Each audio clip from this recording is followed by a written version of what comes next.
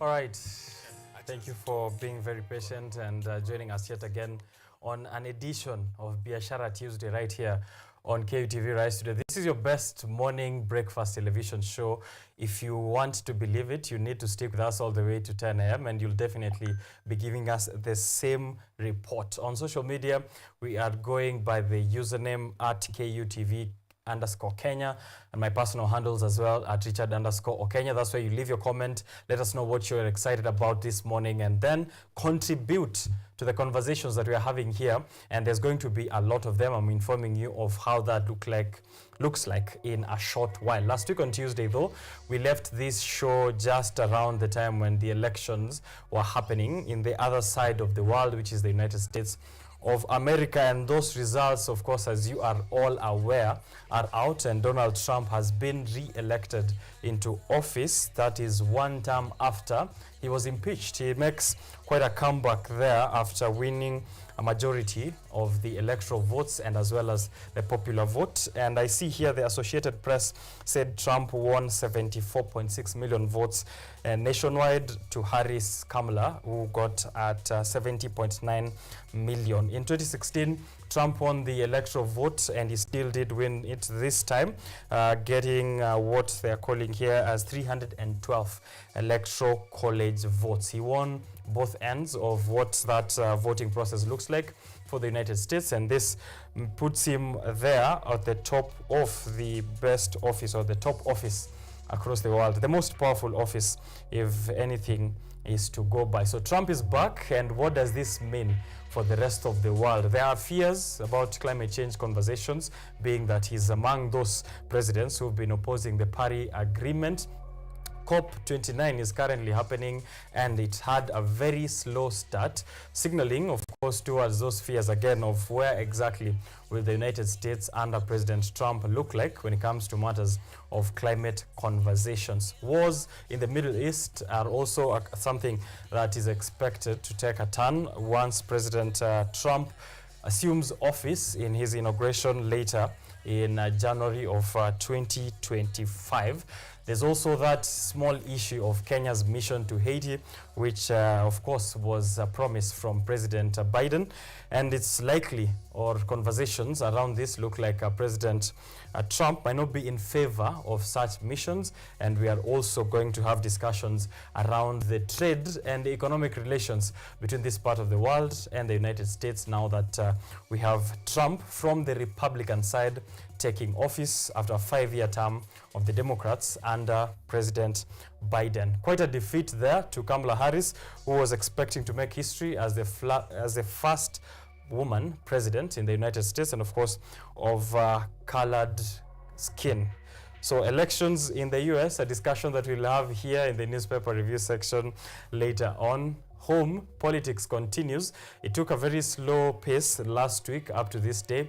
The only major events happening in the UDA camp where Rigathi Gachagua, after his impeachment as deputy president of the Republic, has also been ousted as the deputy party leader of the United Democratic Alliance, which is the President William Ruto's party. Now, the new deputy party leader is the deputy president of the day, who is Kithure Kindiki. He took reigns just a few hours ago, as a matter of fact, and he promised to use the party to bring unity to the whole nation at large and not to focus on regional interests like Rigathi Gachagua and his Mount Kenya politics. Therefore, that is a new age for UDA and a new era, of course, for Kenya, as Kithure Kindiki officially takes over as the deputy president for the next couple of years or for the next couple of months. Who knows what might happen between now and then. Rigathi Gachagua, on the other hand, also says Ruto must go, and we will likely see a few of those dramatic issues in politics when it comes to impeachment of President William Ruto.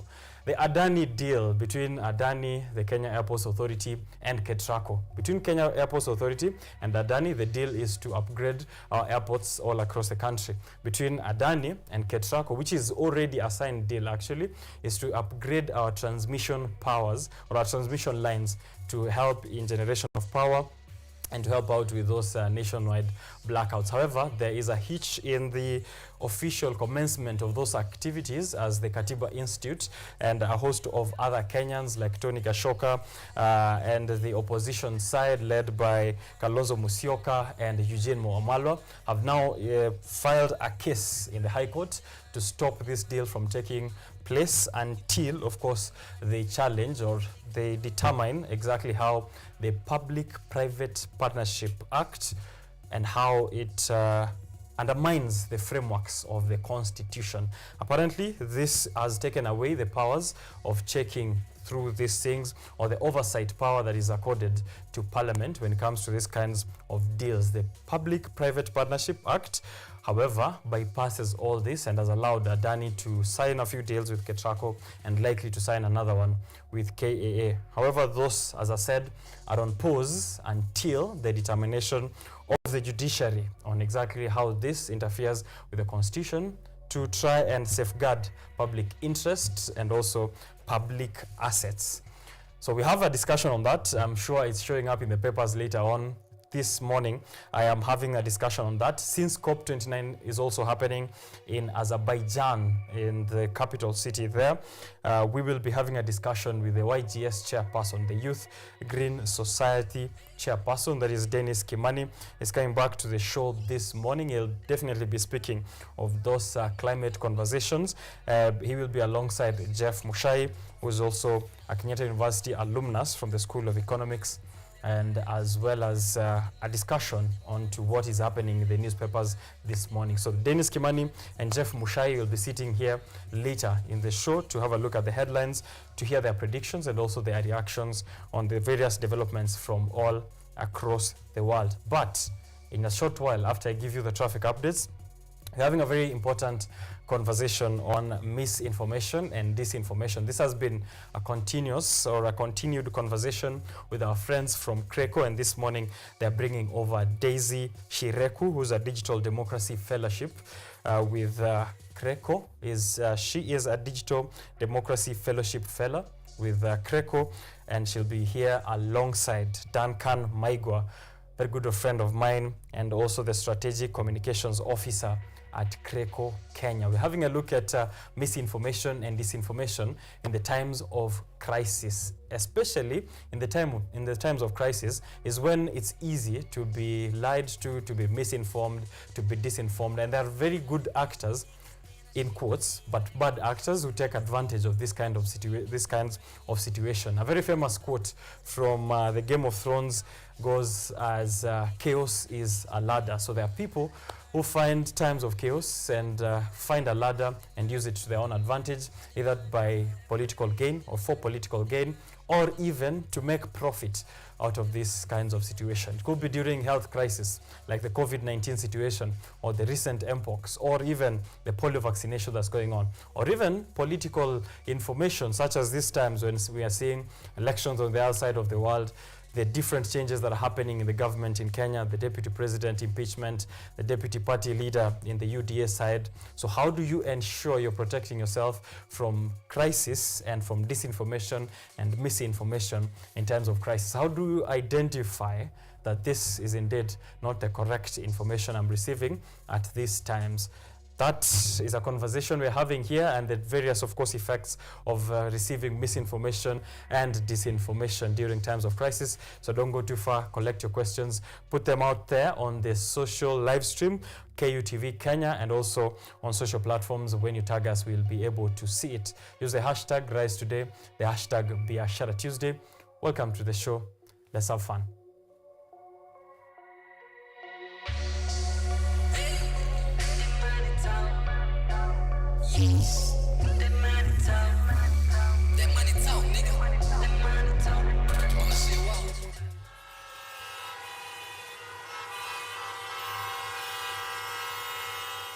Okay, all right, let's have a look at a few of what is happening out there on the roads, courtesy of Mathri Route. NTSA Kenya also has something for us. There's new updates in terms of what you're going to pay in the roads. So members of parliament have approved a 7 shillings hike in the road maintenance levy, increasing it from 18 to 25 Kenyan shillings. So it was 18 Kenyan shillings in the amount that you're paying in your fuel prices at the pump per litre. The maintenance levy was at 18 shillings. Members of Parliament have approved this increase by 7 shillings to 25 shillings. So what will you expect from EPRA? I'll give you those updates in the next round, which will be in 15th, so in 3 days' time, when EPRA Day happens, which is when they give us the cycle or the prices for the next cycle. We'll be looking at that 7 shilling and see if it affects your prices upwards, the prices of fuel, and therefore the prices of transportation across the country. Beat inconvenience by getting correct information from Mathuri Route on transport and current traffic information in the city. It's looking good on Thika Road. However, this is only from town to this side of Thika. If you're going towards town, you're told to use the service lane and get to KCA. Highway kumeshikana from KCA to town. Here there's need for serious landscaping and repair at Westlands roundabout area. You need to remove these tracks and move the Matatu stage. Westlands can't be looking like this. And there's a photo there showing a very deplorable link road to Westlands or to Waiyaki Way. And this is the areas of Westlands. Trucks are parked there and they're asking Kenyans wanauliza hapa, huyu ni Kahuho. Endo 254 anasema landscaping na repair ifanyike. Areas of Westlands. Good morning here. I have been parking at this space near Supreme Court, and the parking boys there want me to pay cash to them in the name of the MCA. When did this begin? That's Steve O'Kim complaining about here and there things happening in the CBD. We lack proper drainage system in Nairobi, as seen here in the ICA building in Nairobi City along Kenyatta Avenue. And this is after a morning of rain yesterday. There's no way that pedestrians can make it around this situation, and therefore they are calling for help in terms of support from the government in repairing those pavements. Safe pavements in Kenya pia wako hapa wakituelezea kwamba with traffic intelligence systems, wide marked at traffic calming features like these ones which are seeing in Dar es Salaam. There's traffic calming features in the name of traffic intelligence systems, crossing, rumble strips and whatnot. There's need for this construction and footbridges in Kenya, therefore to be designer friendly and utilized. All right, so if we are building bridges which are not designer friendly or user friendly, therefore they will not be utilized, as we have seen in Mombasa Road. Therefore Kenya waongeze vitu kama rumble strips, traffic intelligence systems and wide markings on the road. Kenyans this morning just informing us of what they need to be happening on the roads that they are using, and also safety information for you out there. Let's look at weather updates, what is happening, so that you are prepared well for the rest of the week. Usinyeshewe moschoma na jua kama hautambui. Looks like 17 degrees Celsius at the moment. It feels like 17 degrees Celsius where I'm at in the outskirts of Nairobi. It's going to be cloudy through the day and very minimal chances of precipitation at 5%. Lakini kesho kunanyesha kutoka asubuhi hadi jioni. So prepare yourselves properly if you're in Nairobi and its environs. The 13th of November, which is tomorrow, 26 degrees Celsius, and expected rainfall throughout the day. Wind, humidity, isolated thunderstorms as well. Thursday, repeat what is happening on Wednesday. Friday, repeat what's happening on Wednesday, Thursday. Saturday, heavy rainfall. Sunday, heavy rainfall. Monday, clouds. Tuesday, clouds. So for the next 2 weeks, it seems like you're expecting major rainfall in Nairobi and other parts of the country. Prepare yourself well. Dress warmly, carry an umbrella. However, continue letting us know what is happening out there. Alternative routes will inform the rest. This is still Biashara Tuesday.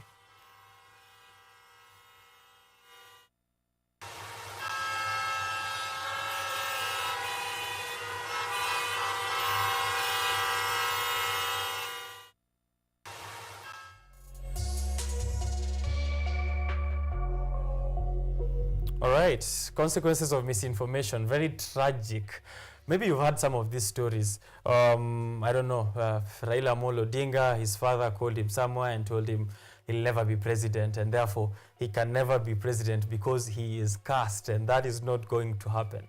oh, I don't know, Trump did what, with who, and therefore paid hush money somewhere to someone who's an adult film star, and something happened, and therefore this and this and that and this. Or maybe during COVID-19, you were told that you need to drink a lot of lemon water or to be injected by I don't know what, or this and that. So much, you know, and including stories about our current president, President William Ruto.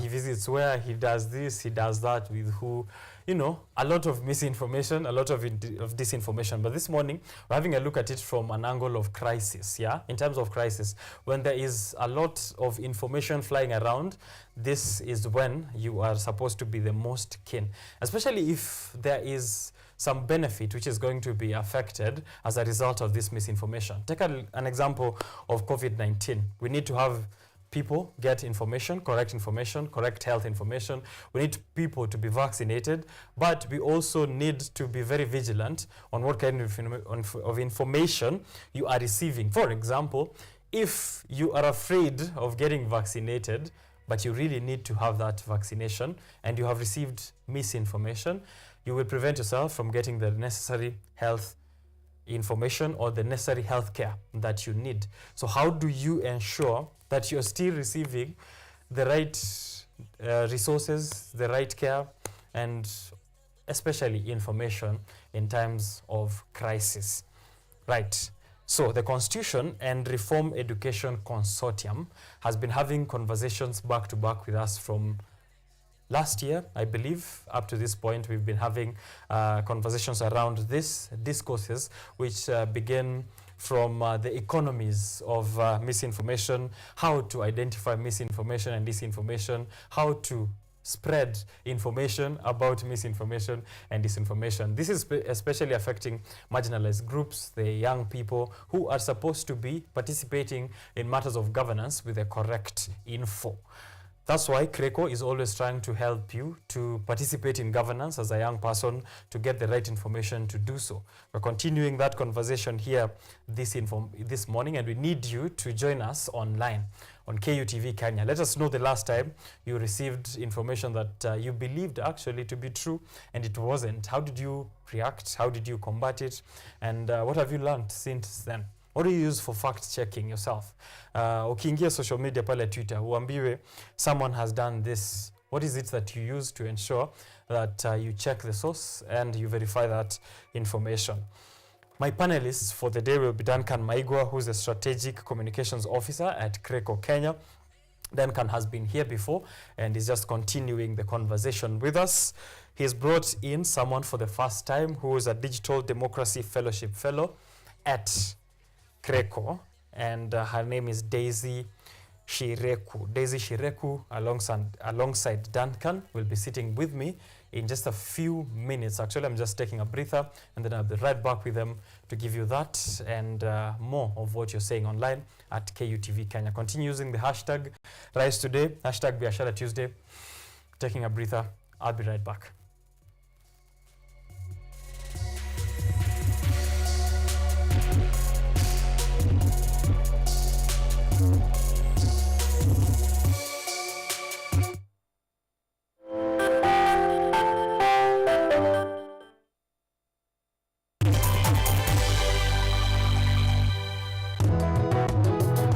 Katika maisha yetu ya leo, wakulima na jamii nyingi kwa ujumla wanakumbatia teknolojia mbalimbali na kilimo hai ili kuondoa magonjwa sugu na kuongeza usalama na utoshelevu wa chakula.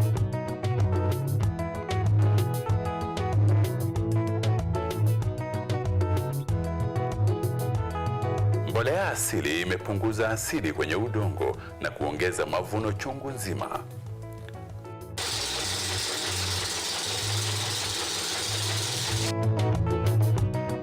Wajua tuko shambani, na humu shambani pia kuna ng'ombe, kuna kuku, na wanaacha uchafu wao. Na huo uchafu si wa kutupwa, ni wa kutumika katika kilimo kama mbolea. Kwa sababu mimea hii imekuwa kutumia mbolea ya hawa wanyama. Wakulima mbalimbali wamekumbatia teknolojia ili kuokoa gharama ya ukulima na kutumia nafasi zilizopo katika mashamba yao.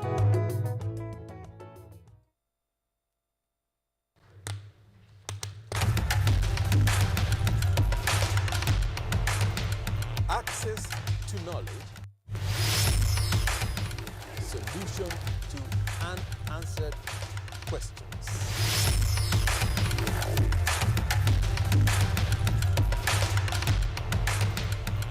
Guidelines to pursuing your rights and repossessing your property, intellectual or material.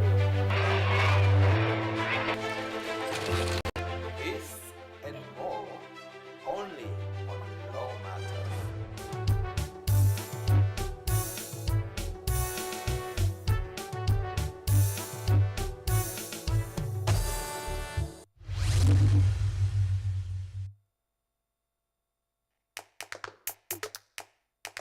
Baada ya kutafuta kazi, tunaweza kuanzisha miradi yetu ambayo ingetusaidia kubadilisha maisha ya wazazi wetu. Kwa vijana wenzangu, wengi hawana kazi, lakini ikiwa sisi wenyewe tutajiamini, tunaweza kujiajiri wenyewe. Afrika kwa kweli tuna mahitaji ambayo ukiyasuluhisha unaweza kuathiri watu kwenye bara hili. Bila woga, watu huwa na uzalishaji zaidi, wanajawa na ujasiri, wanakuwa wabunifu na wanakuwa wenye maarifa. Niliamua kuacha kazi. Hata kama sitafanikiwa, nitakuwa nimejaribu, nitakuwa najua haiwezekani. Hakuna kitu cha ajabu hapa. Kila anayepata ufanisi hufanya kazi usiku na mchana. Kitu kitakusukuma na kuwezesha kupata maarifa ambayo hukuwa nayo. Tunajaribu kutengeneza kitu kitakachopita mipaka ya nchi hii. Ikiwa unataka kubadilisha ulimwengu, anza na nyumbani.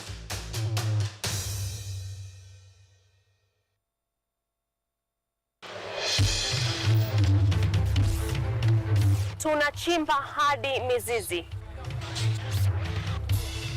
kukuletea yanayojiri. So mimi naomba tu serikali yetu ya Mungu, jibarikiwe na Mungu, iweze kuteremsha bei ya mafuta Yanayokukumba. Tuna maizi, tunakutetea sisiri.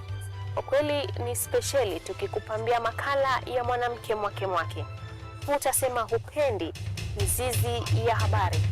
Nami Caroline.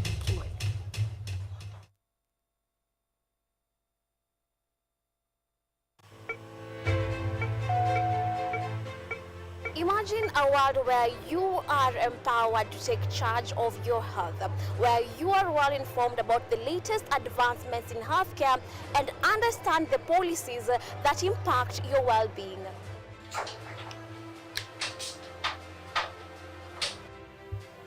Get ready to take charge of matters your health as we bring you a blend of weekly health features that engage professionals from across various medical fields. When do you decide as a patient, do I need to go see the doctor? We are at a stage where we are seeing all this manner of chronic illnesses and we wait until we get a disease and then is when we go ahead. From the most mundane to the complexities that perhaps seem overwhelming, we got you covered. In terms of the factors that might be attributed, there are hereditary factors that means it could be genetic, so that's one factor. But there are other factors as well, like nutritional deficiencies.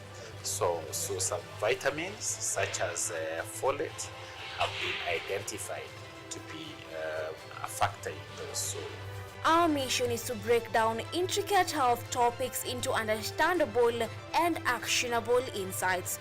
Join me, Yvonne Kimoma, every Wednesday 9 p.m. on KUTV's News at 9, where your health is our priority.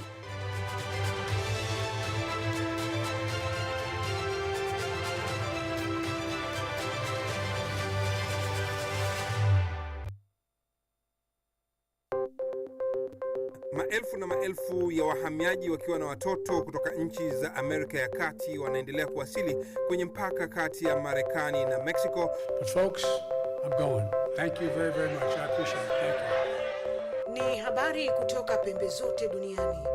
Pepo pasi vuguvugu. Pepo pa ni idea. Sazidi ananyonya, hanyonyi vizuri, anakuwa hayuko comfortable. Jeshi la Jamhuri ya Kidemokrasia ya Kongo linapambana na waasi wa ADF.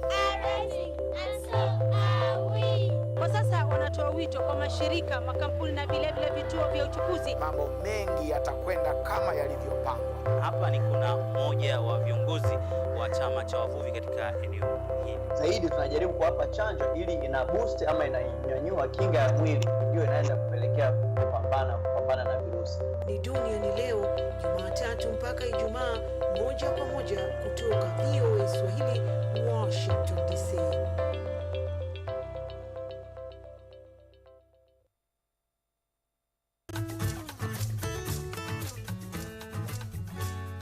Hi, my name is Stella Tioi. Jina langu naitwa OKENYE James. This is Mandela Gaya. Ugonjwa ulipokuja ulichukua siku 3 ukaniweka in coma. 20 wamezikwa, 2 ndio wako hai.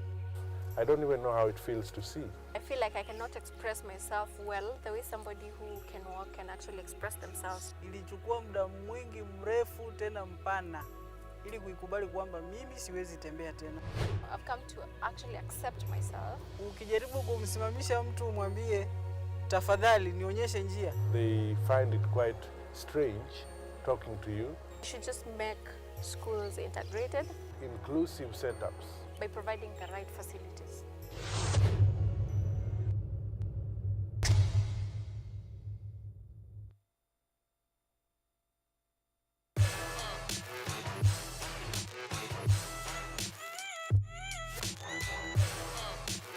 Hello everybody! Welcome to Engine, where we ask the coolest questions in science! Let's go!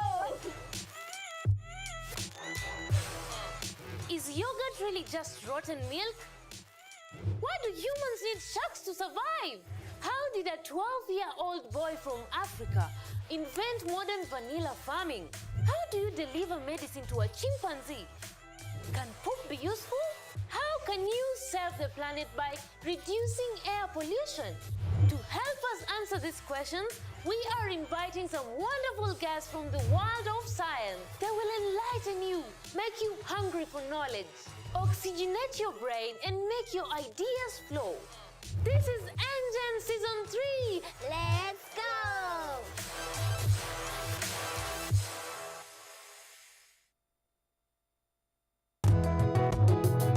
Katika maisha yetu ya leo, wakulima na jamii nyingi kwa ujumla wanakumbatia teknolojia mbalimbali na kilimo hai ili kuondoa magonjwa sugu na kuongeza usalama na utoshelevu wa chakula.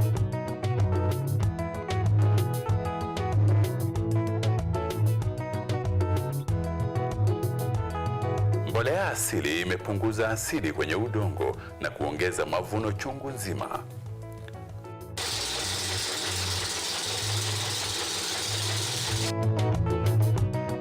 Wajua tuko shambani, na humu shambani pia kuna ng'ombe, kuna kuku, na wanaacha uchafu wao, na huo uchafu si wa kutupwa, ni wa kutumika katika kilimo kama mbolea, kwa sababu mimea hii imekuwa kutumia mbolea ya hawa wanyama.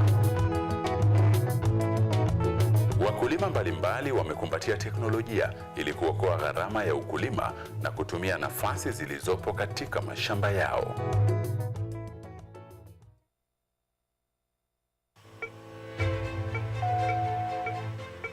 Imagine a world where you are empowered to take charge of your health, where you are well informed about the latest advancements in healthcare and understand the policies that impact your well-being.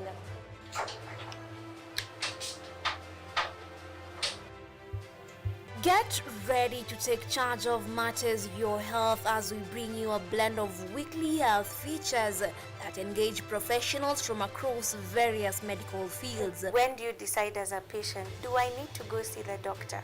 We are at a stage where we are seeing all this manner of chronic illnesses and we wait until we get a disease and then is when we go ahead.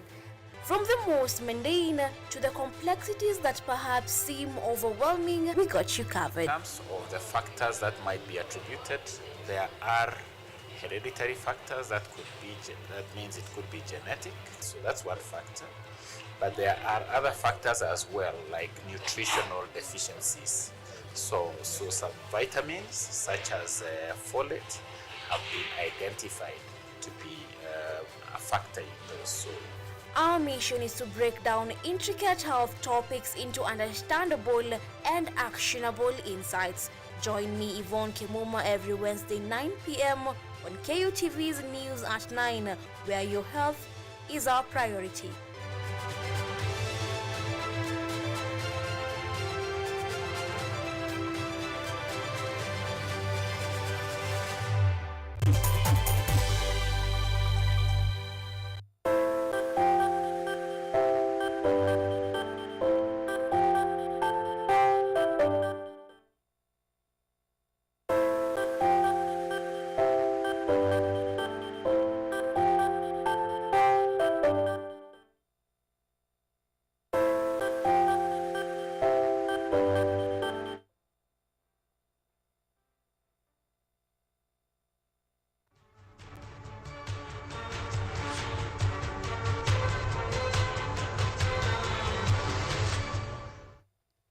Biashara Tuesday is still on air 7:57 in the morning. Good morning to you. How are you doing? How is it looking like where you are? Sijui kama kuna rasha huko nje. I've not peeped out the studio yet. I'm told it's clear. My producer informs me ameangalia nje na kuna kaa clear. So go out to work. Get psyched. If you are still slumping, Mr. Slow Coach, get out of bed. It's time to start your day. Wash your face, take your favorite beverage, hot coffee, hot water. Alafu, once siku, pia kama unaona siku ni ngumu, tumia this next 1 hour to listen to this conversation, and then you'll get the energy to start your day because you'll have been informed just before you leave your house and educated at the same time and maybe entertained. You never know. There's a lot in store for you all the way to 10 a.m. So use the hashtag Biashara Tuesday. Tag us on social platforms at KUTV Kenya and also my personal ones at Richard_OKENYE. I see Fishware. Fishware locked out of Baltimore City, Maryland. Asante sana. Fishware, from City of Angels, I will keep saying, from the City of Angels to Baltimore, Maryland, you've watched us. You've watched this show for years, and I thank you for spreading the news of Biashara Tuesday in Baltimore City. Butuambie, what's the mood like now that you have a new president, or very soon Trump is going to be your president? Tuambie unafeel aje hapo, na wewe uliwekelea kura wapi, bwana Fishware? Show ni kali kama kawaida. Anasema big up to you, Okeze, and the entire crew. I will also be bigging up the entire crew later on your behalf. Asante sana. Keep tweeting and also leaving a comment on the live stream. Pale on also I see Joang Mariam. Anasema Roysambu is locked. Roysambu entire area is locked. Asante sana Ojuang. And Dennis Kimani ambaye atakuwa hapa later on the show to have a newspaper review section discussion pia is tuned in to the show. Share the live stream, share the links. I'll be reading the feedback as we go on now. There is times where it's high stakes, yeah? Yani mambo ni moto, alafu inahitajika kila mtu akue very, very, very vigilant. An example is this time of KCSE. I can imagine it's high stakes for Form 4 students who at this moment are receiving information from every corner. Kuna wale wanauzia exam za uongo, kuna wale wanawadanganya watawasaidia kumakiwa exam. There's so much happening in their life in that particular context. Outside of that, it's you on a day-to-day basis. Election results are out. There's a lot of information flying around. There's a campaign period happening.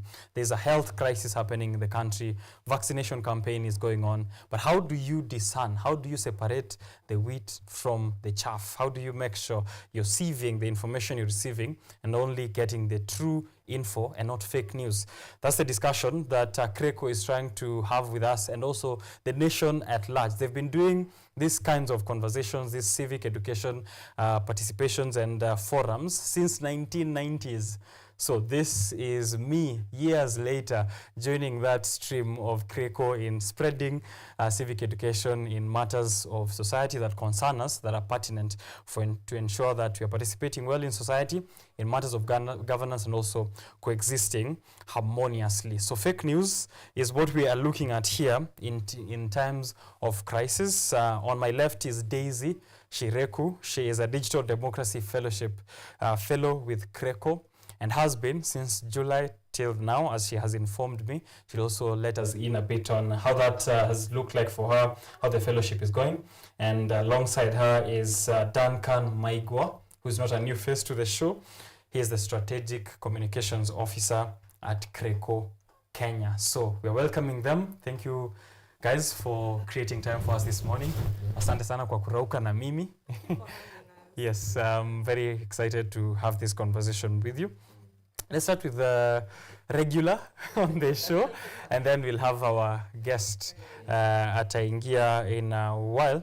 But just before we get into that, just a reminder, of course, to let us in on your questions. Kama uko na maswali, ingia pale mtandaoni, type in your question, anything you want to know about fake news, about misinformation and disinformation, and we'll be handling it.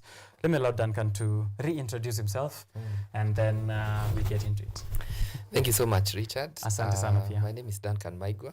I am the communications officer at Kreko. Kreko is Constitution and Reform Education Consortium. Oh, goodness. Yes. I want to be fired. I hope not. Yes, and we are really happy and glad to be here. And to continue with some of the conversations that we've had before with regards to how we can combat misinformation, disinformation, and fake news. And I know we're going to have a great show. I know. We're going to have a great show. Thank you so much. Excited as you are. Yeah. Our first time guest. Yes. Karibu sana on the show. Please have your mic and introduce yourself to our viewers, and then we get to know more of you. Okay. First of all, thank you so much for this opportunity. My name is Daisy Paris. I am a Digital Democracy Fellowship Fellow at CRECO. I have been a part of this program since July, and I'll graduate. I know for a fact that I'll graduate. No retakes. No retakes from... in December, I'll graduate, and it has been such a worthwhile program. They are very patient with us. I've learned a lot in terms of also combating fake news, and also I've learned more about digital democracy. I'm also a PR student at Daystar, and basically, I'm looking forward to our discussion. Nice. Yeah. What made you want to be a part of CRECO? And maybe just for the people who are listening to this for the first time, who is a digital democracy champion, and what does that mean? So initially what made me want to be a part of CRECO is, first of all, the fact that, I used to be a part of the Gen Z protests, especially the one at during June 25th. And even before that, there was already so much going on in terms of discussing the future of Kenya. And I'm very active on X, so it made me more eager to learn more about digital democracy. And it was a period of time, and it still is, but at that time it was a period of time where misinformation was so much, and it would trigger, for me especially, it would trigger me. I was like, I used to be not as knowledgeable in terms of how to know whether this is fake news or not, so I would unknowingly share false information. So I believe a digital democracy champion is someone who is willing and open-minded to learn more about how to combat fake news, is willing to share or raise awareness in terms of combating misinformation and disinformation, to also share this kind of knowledge to their friends, family, and colleagues, everyone. And also the essence of teaching about civic education. That's important. Yeah. Yes. Right. Yeah. Duncan, I remember the first time we were having these conversations, the protests, as she's mentioned them, had not yet happened. We used to discuss about, moments where there might be fake news. What if this happens? How can we? What if that happens? What will we do? How will we receive information? And then, a few months or weeks later, a lot has happened in this country. And I feel like our conversations or our discussions started at a very good time. It's like it was a precursor to what was needed to the weeks that followed, which are still on. I mean, there's still a lot happening in the political scene. And it's been very important. I just wanted to note that. And, it's very good that CRECO is still on with that. Sure. These digital democracy champions. This is the second person I think who's come to the show. Since Donna Mura, I believe. It seems to be a very important part of CRECO, or aspect of CRECO in this, civic education. Maybe you could speak a bit into that for the young people around there, and maybe they want to become digital democracy champions. Yes, this is actually I would call it one of our signature programs as CRECO, because CRECO majorly focuses on issues around human rights, democracy, and governance. And actually, then in line with our strategic plan, we've been now calling it pro-people governance. So whereby we have governance that is people-centered. So this conversation, as you say, rightfully say, is that it came in at a very, very timely time, at a very timely moment, because even before the protest, actually, I remember the last time I was here, we were talking about, you guys apply for the Digital Democracy Fellowship. But being a digital democracy champion, we are talking about people who can champion for digital hygiene.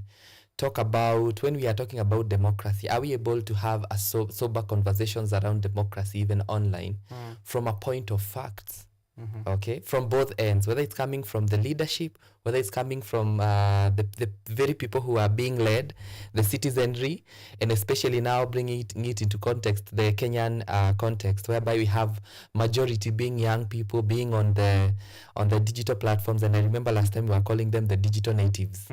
So these people being the main interactors, people who interact with information, how can they interact with this information from a point of sobriety? I mean, being sober, we are interacting with correct information, we are engaging government as young people with the correct information, and not only government, even generally, just issues around our social well-being, our lifestyles, and all that. Are we able to share the correct information? Yeah. So talking about Digital Democracy Fellowship, it's a good place, and I know Daisy here can testify how really impactful it is, and how they're learning a lot on how to become champions, online champions, to champion for proper interaction with information, for hygiene, and also besides that on how they can become better advocates when it comes to issues around governance, human rights, and democracy. Right. Yes. You've mentioned digital hygiene. Yes. And maybe someone is like, mi sionangi vitu chafu. my hygiene is nimeblock watu, nimemute, hii mambo yangu iko sawa. So timeline yangu ni safi. Social media yangu kifungua kuna vitu chafu. When we speak of digital hygiene, yes, maybe just a bit into that before we get into the main conversation. It's very important, by the way, Richard, that you asked that, because it's true. It's not about what we now call, okay, in as much as recently we've had, what I would call some sort of pornography being trending with regards to one of the foreign national. Yes, I don't know to go to that conversation. People have made fun about it. So a lot. But digital hygiene is not necessarily the kind of things, avoiding such kind of stuff. But digital hygiene is when we have a proper flow of information. That is one. At Kreco, we always talk about access to information, where people can access information. But now as Kreco, we are going further to say, are you accessing the correct information, factual information? So when you talk about digital hygiene and being champions for digital hygiene, is you ensuring that when someone shares false information, you are able to flag it, you're able to debunk that and expose the hollowness of that kind of information, so that we have only the correct information online. Because you know, people who are educated and the young people who are educated, especially who are in the urban and the peri-urban, they are able to access and to know correct information. But there are people down there who do not know correct information, and they will carry false information, and they will carry it as gospel truth. So digital hygiene is ensuring that the only information that people can access online is correct information. And when it's false, flag it. Yes. All right. So that's digital hygiene for you. Yeah. Just look around, think for yourself, do you have digital hygiene as according to that definition? There's an urgency that people have when things are, are at high stakes. Yeah. So there's need to know something is happening. Impeachment ni kesho ama si kesho. Elections zimetoka aje, ameanguka ama hajaanguka. Washasema, washa announce, washaeka carpet. I mean, there's like that, sense of urgency. Whether it's during even COVID times, vaccine imetokea, ni pesa ngapi, tuende wapi, ni free huku. There's so much, there's that sense of urgency. Maybe just from that foundation, from your own POV. Why do you feel there's that urgent need for info during such times, when logically, if you were to sit back and look at it, it's like these are the times you need to completely avoid that, yeah? But there's that innate feeling to know or need to know. Why do you think that is? Thank you for that question. It's a very good question. I believe the urgency comes or stems from the sense of fear, panic, and anxiety. Because, for example, you've mentioned about the pandemic. The COVID-19 pandemic was very new to everyone. Like, it's something that it's in history. Like, it was very new to everyone. It affected millions of people all over the world, not just specific people. And people were panicking. They didn't know what to do next. They were also thinking or looking for remedies in terms of combating the this virus. For example, people would share fake information on the fact that you can you can take cocaine, for example, to reduce the risks of having COVID-19, but that's absolutely false. Other false news was that the US government was the one who started COVID-19. Other information, false news, is that the Chinese government started the COVID-19, but it's false. However, the COVID-19 was first identified in Wuhan, China, but it does not mean that the Chinese government were the ones who started the pandemic. So such information was circulating online, and people were very eager to get answers, to just finally know, okay, this is coming from this place, basically to pinpoint where this is coming from, because it was new to everyone. So I believe that this urgency comes from the sense of fear, panic, and anxiety, because yes, basically that. Yeah, I remember I almost actually fell for that. China has manufactured something. Yeah, me too. Also about 5G. Did you hear about the 5G? It's also false, guys. That, It is, yes. Yeah, there's that fear and anxiety. It's like, let me just confirm. Actually, even at those moments of fear, it's not even just to allay your fears, it's just confirm. It's like, I'm afraid they have done this. I just need to see that someone has said that indeed they have done that. Alafu mimi nitulie. Just to interject, also there's another, I saw on X people posting about COVID-19 that if you took the vaccine, you need to start writing your will.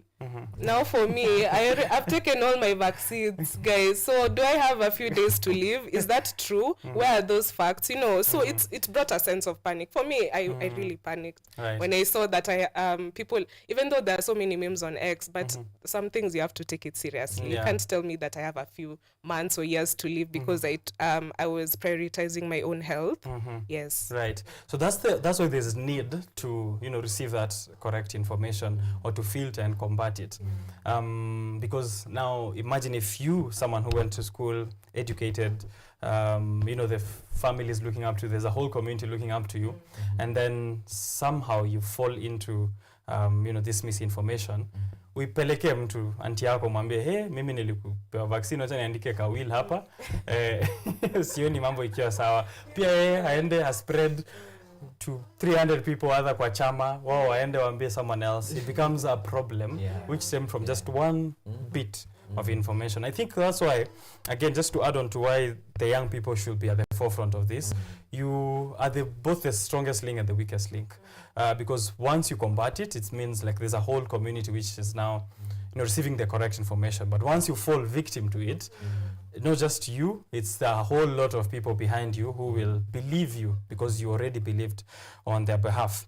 So during crisis such as COVID-19 or such election cycles, why do you think misinformation spreads the fastest at these times? Maybe I can begin with Duncan because you've already answered this, and then we can get back to you. Why do you think it's during high-stakes moments that, again, we have the urgency, we've already known, we've gotten an answer on why there's that urgency, need to know immediately, but why does misinformation also spread the fastest? I thought the truth travels faster than the lie. No, actually, it's the opposite. It's the lie that travels a bit faster. Before even the truth ties its shoes. Yes, the laces.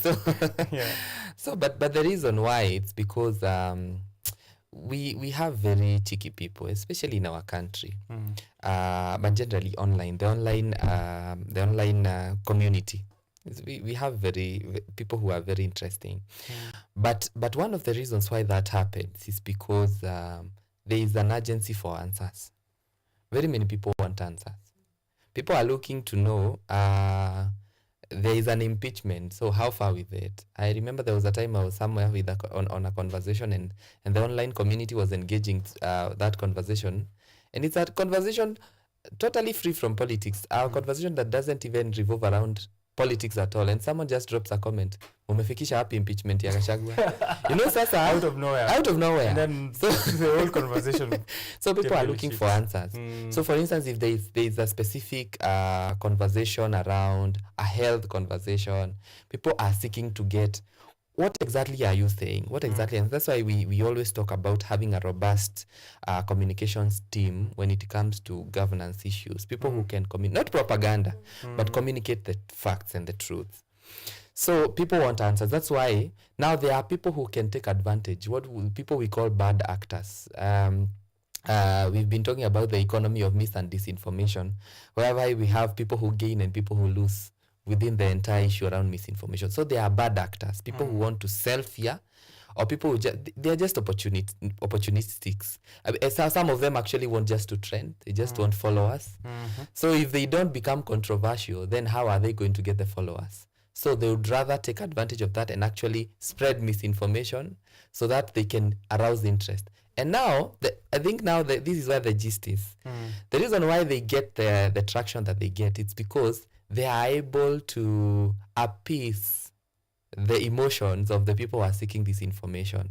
So there are people, they know very well, there are people who are against impeachment. There are also people who are for impeachment. So I can make content that really annoys the people who are against the impeachment so that they can get that information as the correct information. Or I can also make spread a specific information that will really appeal to the eyes and the emotions of the people who are for this impeachment. So that is how now people take advantage of that. It's actually simply the urgency to just get information. One of my lecturers, alikuwa anaitwa Dr. Kahura, taught me and told me that the difference between human and beasts is because the human want to seek for more information, but beasts don't have the capacity to seek for more information. So human beings want to know, alafu, then so that is why now there are always what we call bad actors who want to take advantage of such a space, and that is why now the lie will spread. Yes. Okay. Yes. Daisy. Yes. To pick it up from there, why does it spread so fast? Any other pointers? As Mr. Duncan has said, because people are urgent, they have that urgency to seek for answers, and also the fact that basically also with the older generation, I feel like they're more susceptible to false information, and it's very easy for them to believe anything that's there in online. And yeah, basically, I feel like Mr. Duncan has answered everything, Right. and also what I had in mind, you've responded to it effectively. Right. So basically, the urgency. Apart from COVID-19, Yes. what other high-stake moments could you point out, maybe especially relevant to the Kenyan context where misinformation and disinformation spread so fast?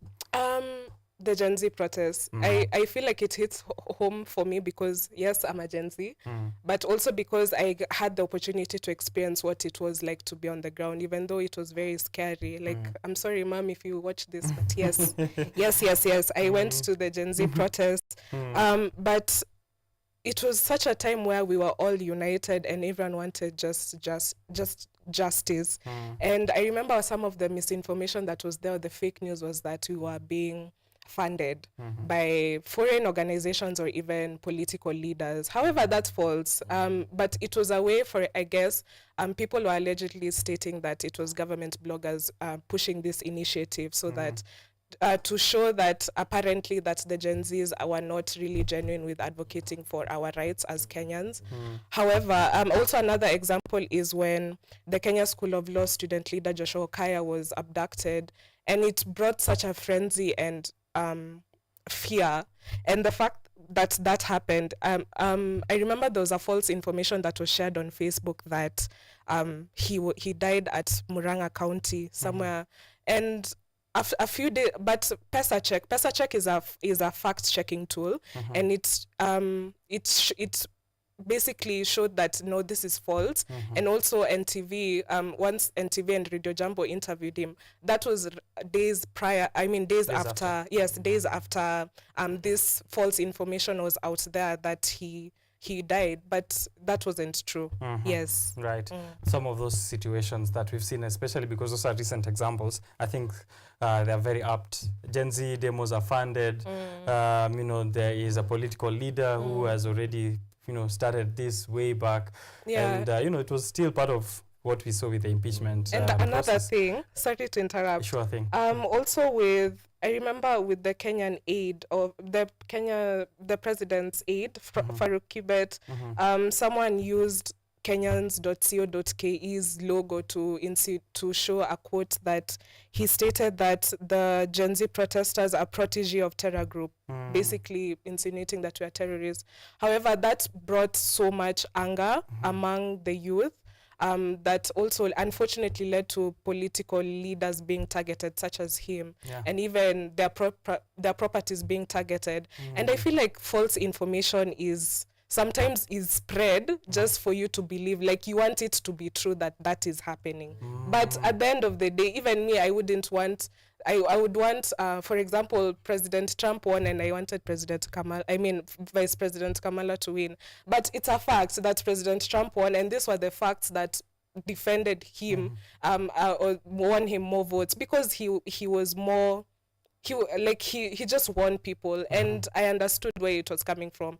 Despite that, it's still a fact. As much as I don't want to believe it, it's still a fact, and a fact is a fact. You're saying that sometimes people spread misinformation so that eventually they can also believe it. Yes. Yani, being delulu. Do you notice to be delusional? It doesn't just delusional doesn't just come from your relationship where you believe that he loves you. It also stems from you believing that yes, these people want bad for the country and you want them out. It doesn't always, unfortunately, it's not always the case. Just relationships. It's not just relationships. It's not just relationships. You can be delulu in your what you want for the future of Kenya, or basically like, Trump has lost ground. You spread that information to everyone until it comes back to you and you're like, hata mimi nimesikia kwa mtu mwingine, kumbe ni wewe.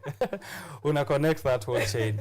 Duncan, I have a very unique scenario, which is sometimes when I'm in a group of people, kama vile tuko hivi watatu, and it's friends or like friends of friends and acquaintances, and someone blasts out some misinformation. So maybe you're having a conversation about politics, or maybe you're having a conversation about society, about anything really.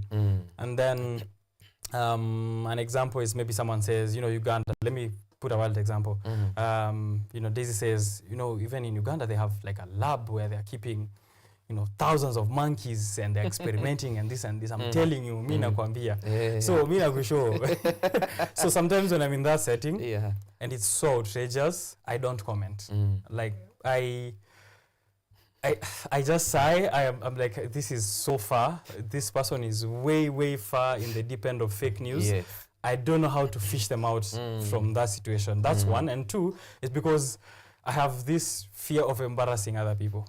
Which is, sitaki ni kukosoe, alafu ukue embarrassed mbele hawa watu wote. How do I deal with such a unique situation? Kwa sababu tunataka tusaidia watu combat fake news. But sometimes you get in a situation where even trying to correct someone or trying to tell them this is fake news you've believed for a long time could lead to a very serious argument, could lead to a very long back and forth, which is tiresome. How sometimes it's not even necessary, it's not fruitful at the end. How do we deal with such a scenario? There is this culture, Richard, before I even get to your question, but in line with what I just asked, is this Kenyan culture whereby Kenyans cannot admit they do not know. That's a big problem with the Kenyan people. Kenyans just know everything. And the Nimano unasikia wanasema sina kushow.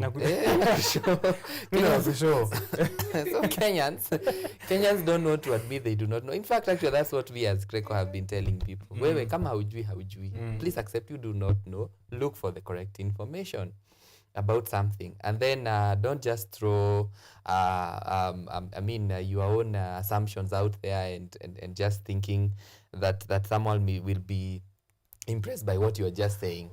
Impressed that as well, yes. So you need to, that's why actually we've been telling people, and actually we know, we've been using a slogan as Greco, we've been saying stop, reflect, and verify.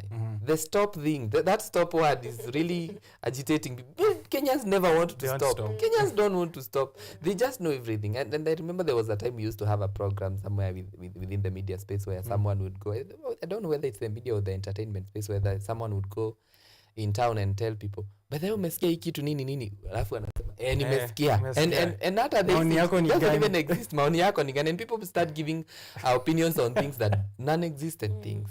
So but Richard, the hard truth is, and actually this is what we've been telling young people, If at all we are going to achieve hygiene within the digital space, do not shy off from calling out people who spread false information. Because there are people who use that false information to ground or to base some of their, even to base some of their very, very, very important decisions in life. So we've actually been on a move even as record. And we see when we are talking about debunking, Richie, it's exposing people. Just expose that hollowness. Embarrass them.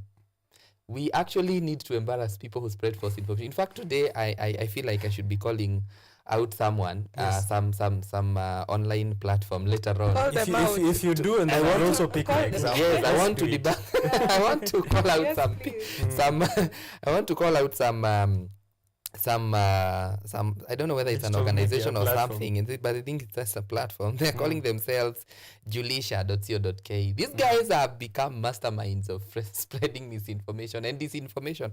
Actually, there is one that they spread on 10th November, and they were saying that the president is saying, "Why are you men complaining about sheep as if you will get pregnant?" Wow. Yeah. Wow. And then there is also another, they had said that Francis Atwoli has called for the arrest of those people who don't support Ruto in Western. So we are calling them out. We are calling Julisha.co.ke that you are spreading mis and disinformation. Shower Julisha. So if at all you are doing this for entertainment, please indicate that this is for entertainment purposes. Otherwise, this information is going to get out there, and it's going to make people think this is what actually the president said or what Atwoli said. And we have been telling people, Richie, however much you hate someone or love someone, don't spread false information about them. Yeah, that is injustice, and that is unhygienic. That's unhygienic within the digital space. Right. So embarrass them. Yes, embarrass them. Isikwewe na woga embarrass watu. Just embarrass them. Call out the hollowness. Debunk. You know, we've been talking about recognizing, identifying, and also we've actually been sensitizing people. Now we are calling them to debunk. Yes. Debunk. Call them out. Fake news. Call them out. For sure. I'll change from today. So mimi nikiwa kwa sako yako nikwambia hiyo kitu unasema ni from Jabba House. Ujue nisha ku call out. Daisy. Yes. You mentioned that someone had used a Kenyans.co.ke logo to spread false information. Yeah. So, but you know, sometimes it's hard to point out false information or fake news. Maybe you could give us more examples. There's use of fake logos. Yes. You know, mtu amekutumia kitu imeandikwa Citizen TV, lakini wewe huja confirm wala Citizen wamesema aje leo, kumbe it's not even the same. Maybe andikwa KDC na wewe umeona KBC, hata huja notice the logo is upside down. And all of those. What are some of those pointers people can look out for as they interact with info? I feel like some of the things is, for example, the rumors being spread or the speculations, for to be specific, being spread. You need you need to check where the source is coming from. Is it a credible source? And I always say, and I also nowadays practice this, also thanks to Kreko educating me on this. Okay, this one is saying this, especially on TikTok. Hey, TikTok, there's so much false information. Let me just start by saying, yesterday I saw a post, it was put, there's imposter content is where you use a legitimate, like for example, Citizen TV has said this and use their logo, for example, even have said Kenyans.co.ke. So yesterday I saw a TikTok of a poster with the same layout by Citizen TV stating that there's a holiday, the now Deputy President Kithure Kindiki has put a holiday on November 14th for planting trees. And it was posted 5 days ago. So what I did, I decided to cross-check. I'm checking on Google. I'm checking also my calendar events for the university. If there's not even the calendar events. If they've sent an email saying, today we won't have class because of this holiday. So it's false. There's no holiday as far as I know. So also cross-checking. You don't have to just believe that certain source. Cross-check Google, go to the official sites of the media groups. As much as I advocate for the fact-checking tools, also again, I know I keep saying Kreko, but Kreko has genuinely played a huge role in me wanting to learn more about how to combat fake news. Before Kreko Yake, I did not know there are fact-checking tools in Kenya. So such as PesaCheck, even though there's PesaCheck and Africa Check, there's also the media companies such as Nation Media Group. And these sources really play a huge role in making sure that there's credible information. So I have to also give credit to the media houses. Okay. Yes, Right. basically. Cross-check. If you receive from one source, look if there's other sources. Google. Check with your other small places where you can, verify that information. I like the example on the school calendar. Ukishaambiwa kesho ni holiday. Kama wewe unafanya kazi or if you're at or if you're in school, check with your email. Angalia as your employer sent you an email about that. Si ati unaenda kwa group, unaenda kwa class group na so kesho form ni wapi na kumbe hakuna holiday. Right, for sure. Make sure you have also your own small fact checking tools. Na ni so many when you're digitally hygiene, utaweza kujua. Duncan, quick sources where people can, verify information, especially in terms of crisis time, chap, mali unaweza angalia. So I'll approach that in two ways, but before I even come to that, there's something you guys mentioned on the use of logos from credible sources to create content, and then you purport that content is coming from that. Kreko, we call it imposter content. That is whereby we have people generating content to impersonate a credible source. So what we've been telling people is that in as much as even when you see that, sorry, my apologies, you need to make sure that you go to the specific organizations, to their handles, and confirm that this is exactly what they said, or this is not what this is not true. So, and actually, there's actually a number. There are actually a number of examples. Recently, actually, they've really been working. Bringing so many posts on X from the Kenyans.co.ke. We also have some from Nation Media, some from Citizen Digital, some from. I also suspect KUTV again. Definitely they also have them there. And we've been asking our questions on whether the media, again, the mainstream media, is still being able to play the role of gatekeeping, because information, there's a free flow of information online. And so even when we talk about cross-checking and also some of the ways we can do that, we're also talking about, because you see now the question is actually the speed. During crisis, it's fast-paced. It's fast-paced. So the question is, because mainstream media actually, for any sober person who wants authentic information about something, we will go to mainstream media. Is it on KUTV? Is it on KUTV? We want to see. If it is not on KUTV, then we highly suspect it's not true. But again, we had a situation when we lost Kenya's CDF. Yes. Ogola. May he rest in peace. When we lost him, you see, mainstream media took, I think, how many hours? I think more than 4 or 5 hours. 4 or 5 hours for sure. To report the actual truth. But someone online already had videos. Even videos, and with the correct information, actually factual facts within a very short time. And that was very dangerous, even with for the steps and the progress that we've also been making, even as Kreko.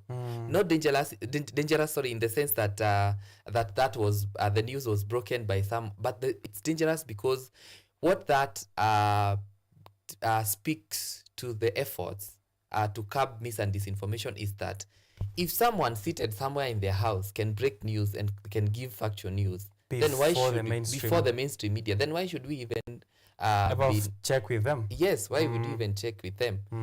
So we can say, whenever there is crisis, we are also calling on the media houses and especially the mainstream media to build their capacity, and the capacity of their staff, and capacity in terms of even human power, to be able to match the speed that mis and disinformation happens. Yeah. Are you able to fact check real quick? And also calling out on even specific authorities, government and other organizations that whenever they're in crisis, be very quick to release information. Let people access information. In fact, I think it was I think the United Nations wanted at some point to even include internet as a basic need, as a basic right, besides food, shelter, and clothing, to also include internet, because people need access to information.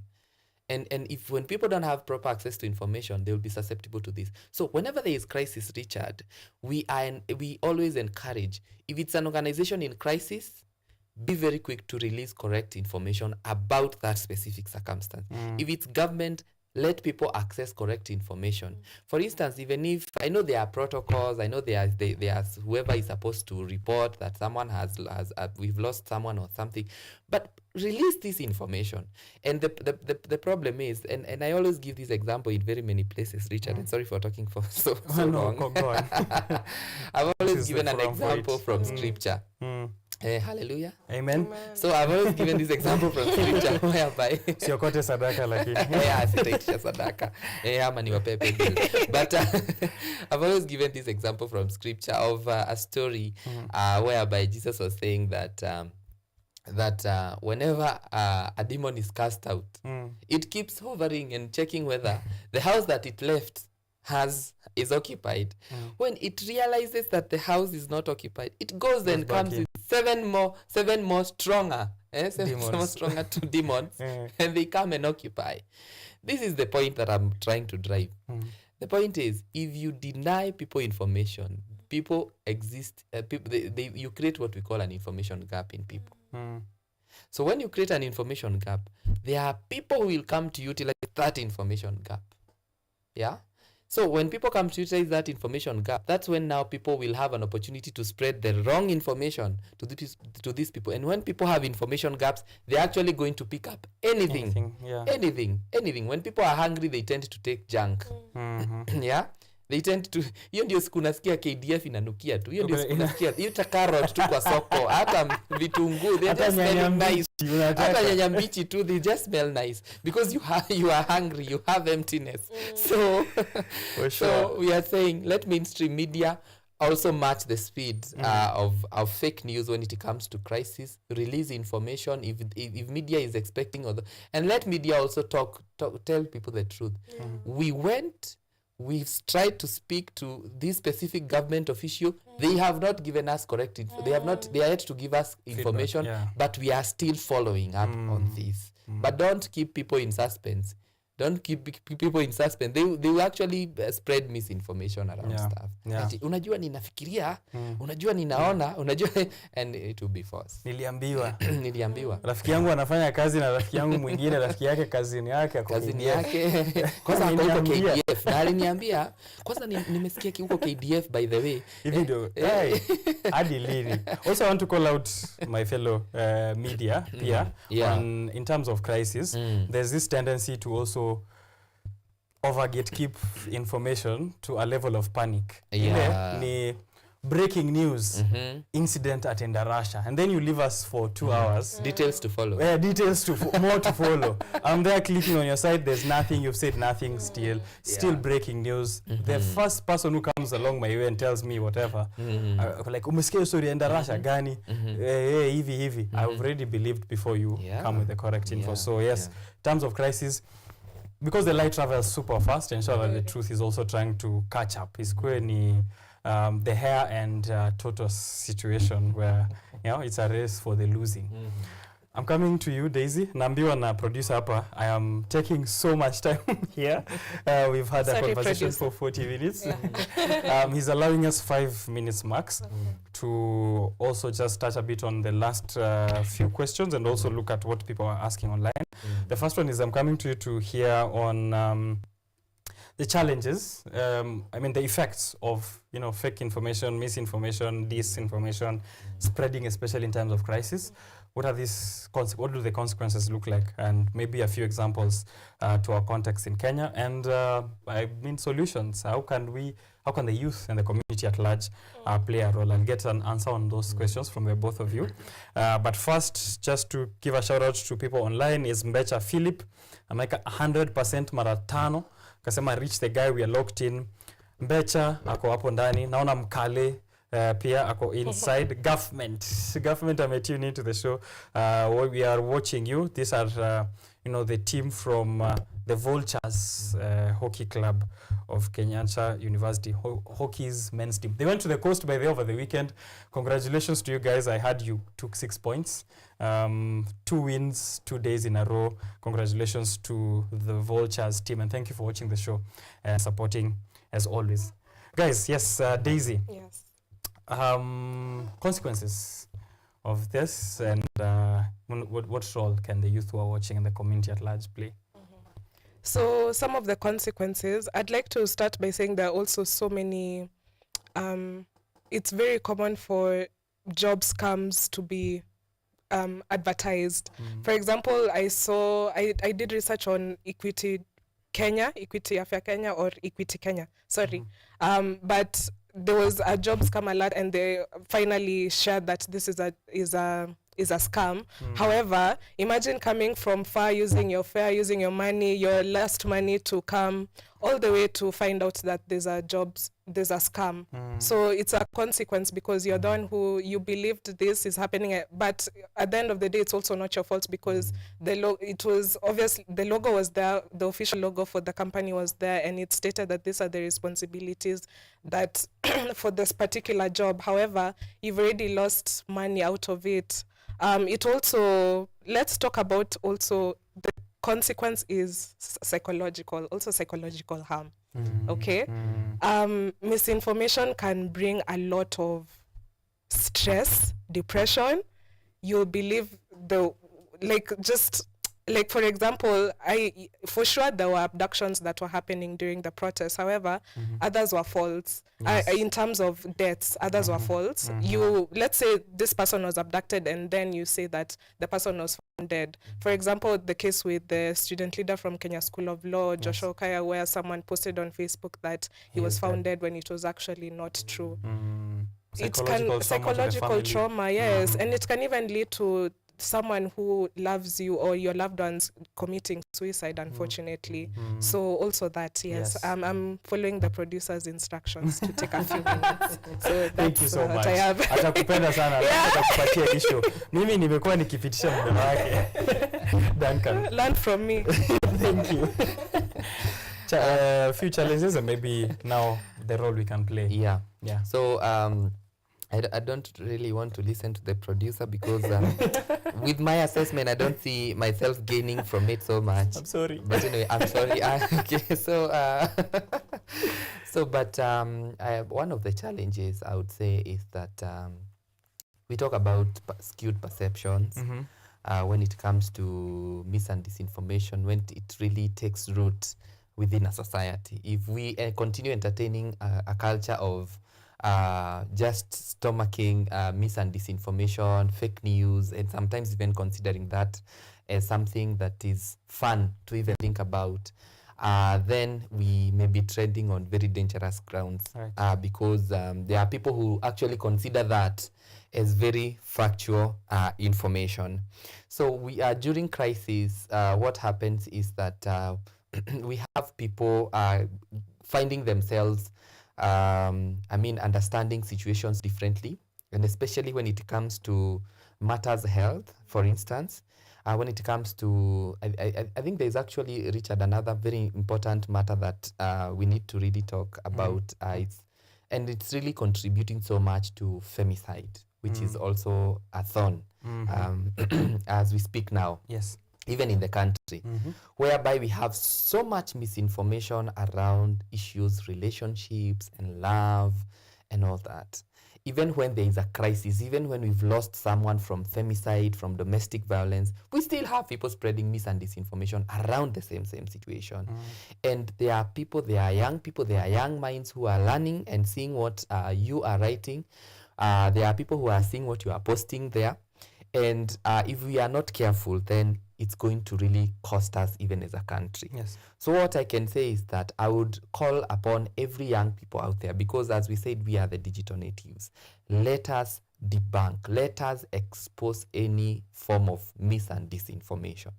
Let us expose that. We have had people even being accused of stuff that they were not even there. Actually, yesterday I saw some people posting, and I had read a story that some people did what after they got money, they went outside country, and then yesterday they post and ati nilisikia mkisema tuko wapi na wako tu huku. You know, they are just around. Let us be very careful. And it's we need concerted efforts from each and every person. Can we make it a deliberate move for us young people to debunk and to fight mis and disinformation? Right. Let us be champions, all of us. All right. Yes. Let us all be champions, not just Daisy. You can be a digital champion wherever you are and ensure that kuna digital hygiene ulipo. Asante sana. Thank you to you, Daisy and Duncan, for your time and for your insights on this very important topic. And also to Kreko for continuously facilitating these kinds of conversations that enrich what we are trying to do here as Biashara Tuesday. Remember to be vigilant and informed. We can collectively combat misinformation and disinformation and protect ourselves from those harmful effects and those we love. Imagine your loved ones receiving information, fake news about you. So when you're spreading fake news, pia wewe kumbuka siku moja, it could be you're the one on the other side of things and you're the victim. And you will need that to be stopped ASAP. But you contributed to growing the system that continues misinformation, and therefore still the same victim of what you started. So verify information from multiple credible sources and think critically before you share anything online. This is still Biashara Tuesday, taking a short break.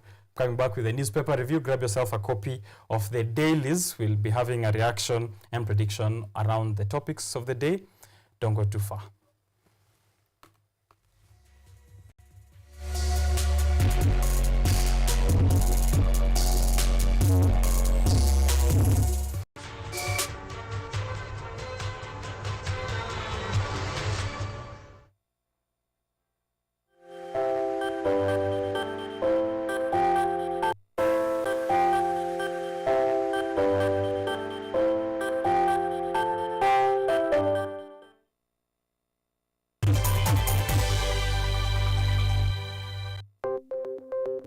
Maelfu na maelfu ya wahamiaji wakiwa na watoto kutoka nchi za Amerika ya Kati wanaendelea kuwasili kwenye mpaka kati ya Marekani na Mexico. But folks, I'm going.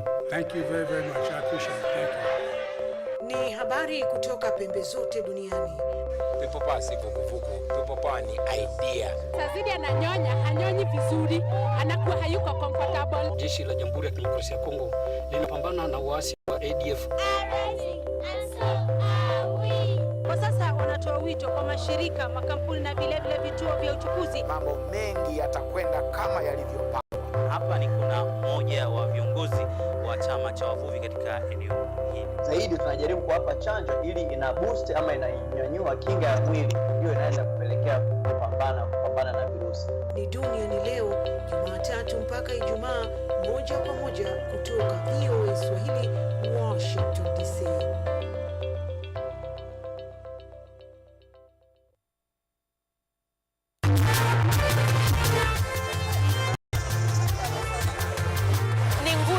Na uso wa jamii, kupanda shuka akawa tuzo, ukakamavu wake ukatii na kumfanya mwenye bidii kwa machozi na makeke akabaini jinsi ya kuwini.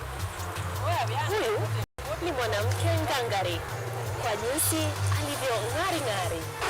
Mimi ni mwanamke mwake. Usikose kutazama kipindi cha mwanamke mwake nami Caroline Kimweli.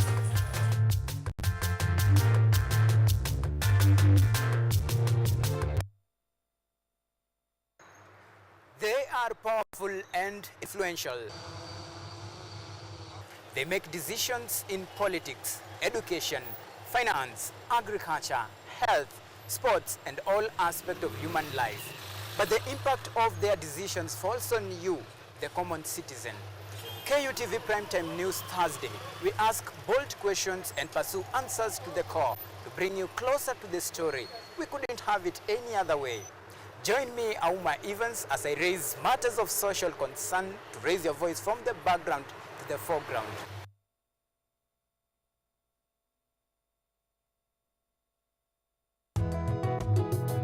Katika maisha yetu ya leo, wakulima na jamii nyingi kwa ujumla wanakumbatia teknolojia mbalimbali na kilimo hai ili kuondoa magonjwa sugu na kuongeza usalama na utoshelevu wa chakula.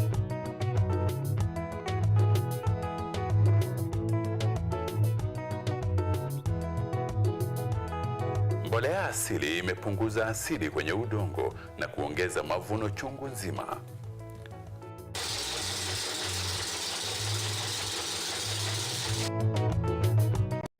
Wajua tuko shambani, na humu shambani pia kuna ng'ombe, kuna kuku, na wanaacha uchafu wao. Na huo uchafu si wa kutupwa, ni wa kutumika katika kilimo kama mbolea. Kwa sababu mimea hii imekuwa kutumia mbolea ya hawa wanyama.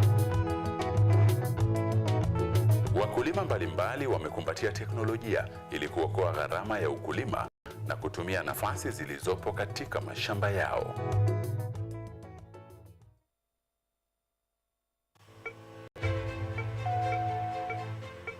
Imagine a world where you are empowered to take charge of your health, where you are well informed about the latest advancements in healthcare and understand the policies that impact your well-being.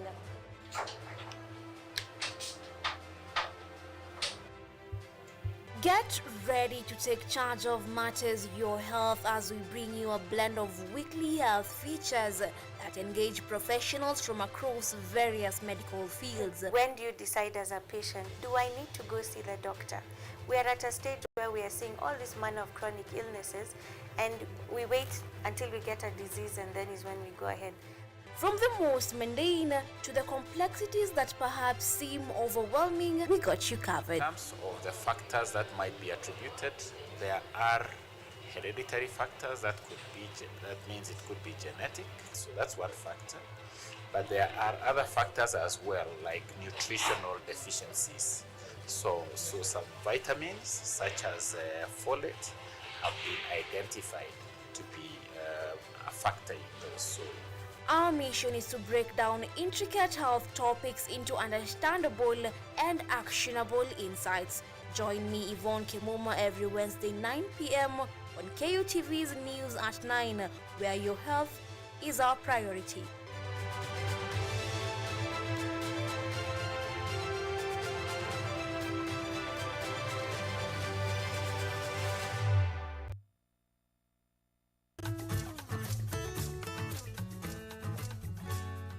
Hi, my name is Stella Tioi. Jina langu naitwa OKENYE James. This is Mandela Gaya. Ugonjwa ulipokuja ulichukua siku 3 ukaniweka in coma. 20 wamezikwa, 2 ndio wako hai. I don't even know how it feels to see. I feel like I cannot express myself well the way somebody who can walk can actually express themselves. Ilichukua muda mwingi mrefu tena mpana ili kuikubali kwamba mimi siwezi tembea tena. I've come to actually accept myself. Ukijaribu kumsimamisha mtu umwambie tafadhali nionyeshe njia, they find it quite strange talking to you. You should just make schools integrated, inclusive setups, by providing the right facilities.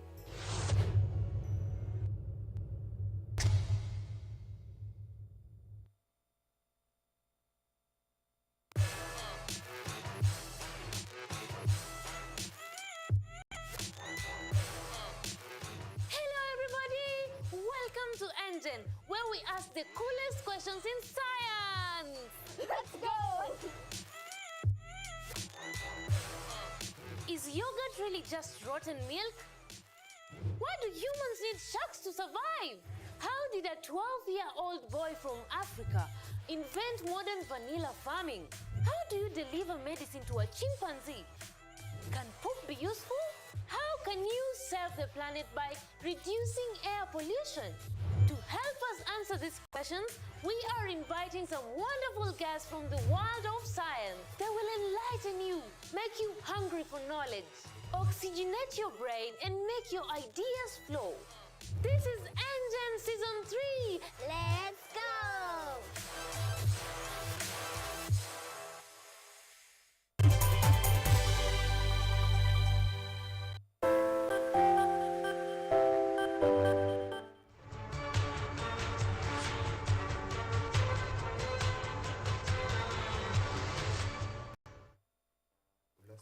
All right.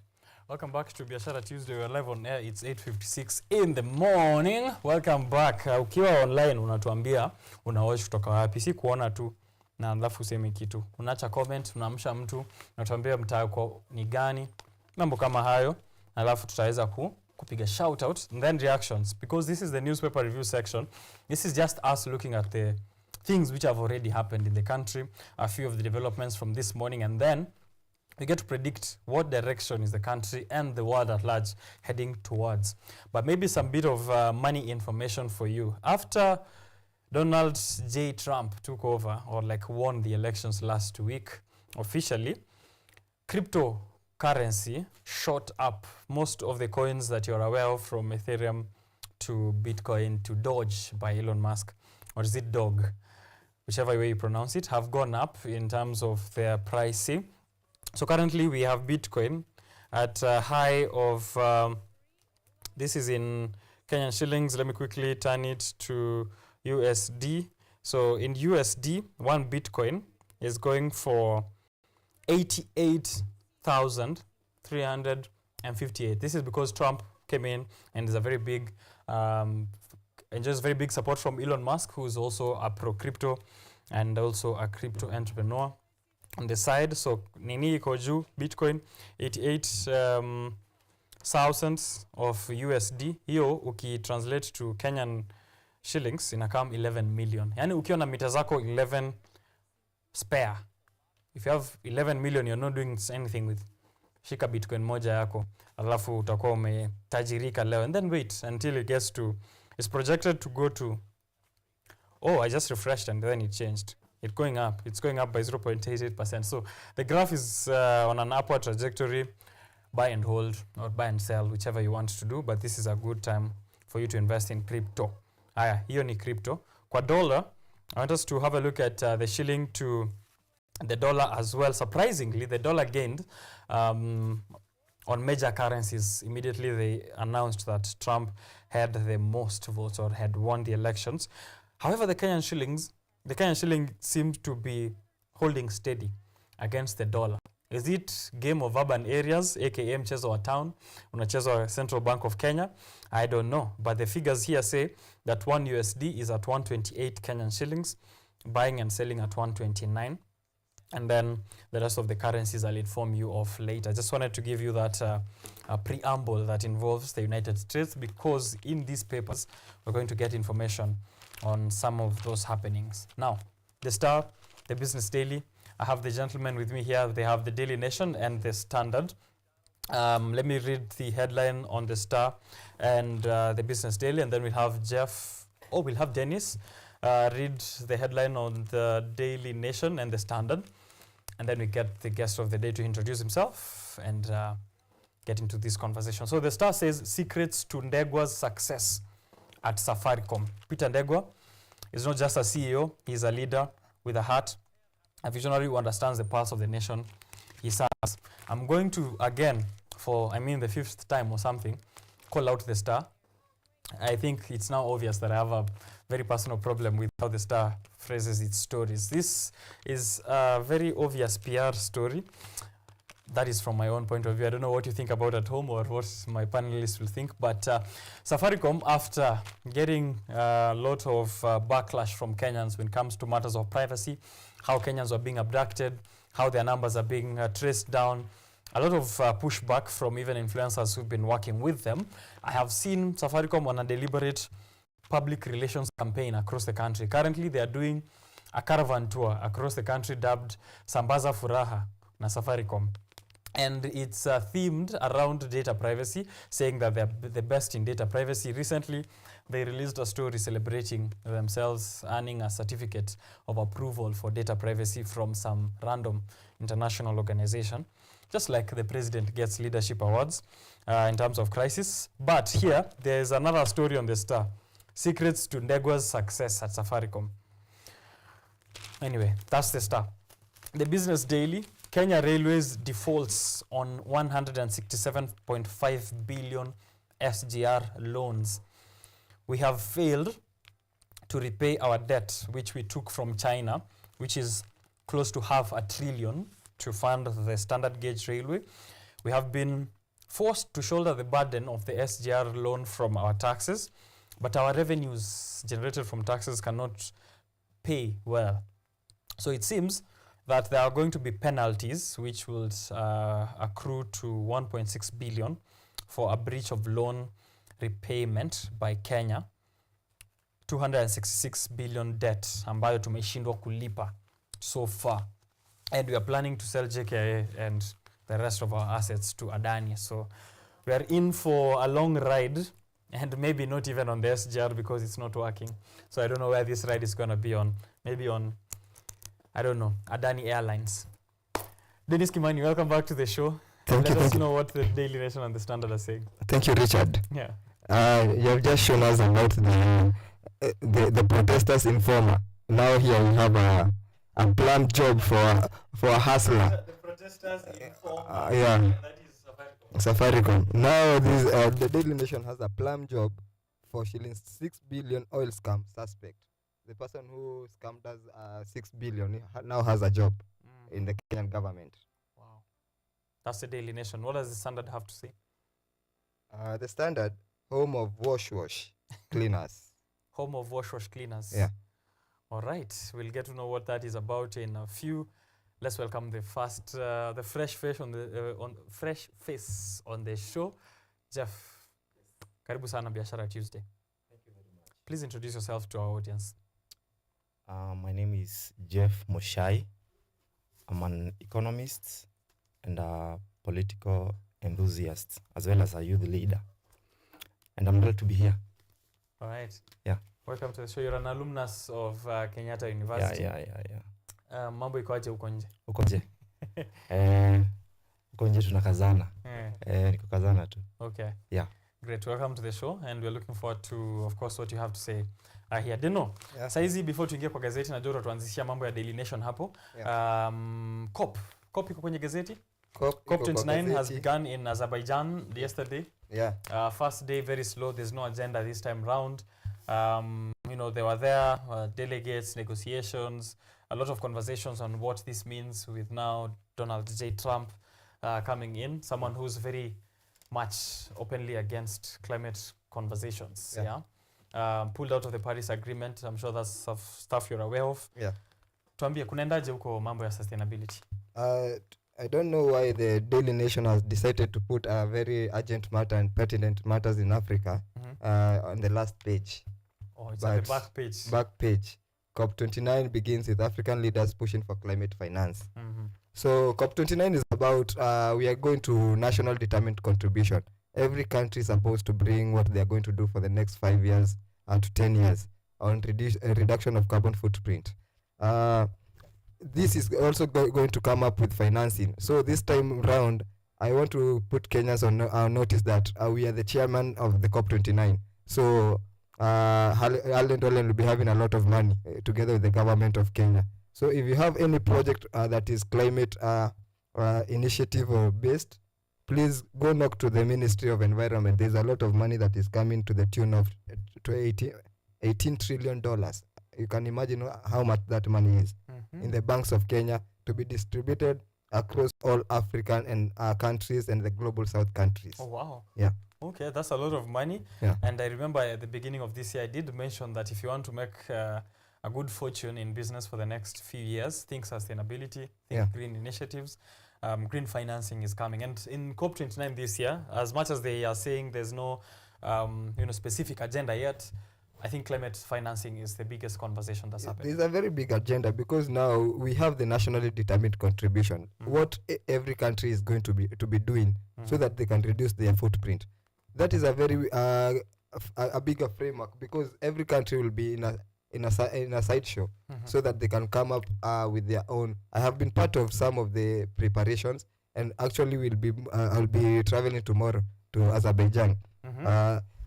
What we want to say is that this climate finance should not come to the government so that it can be eaten up by the people in the government, because we know what the government is capable of.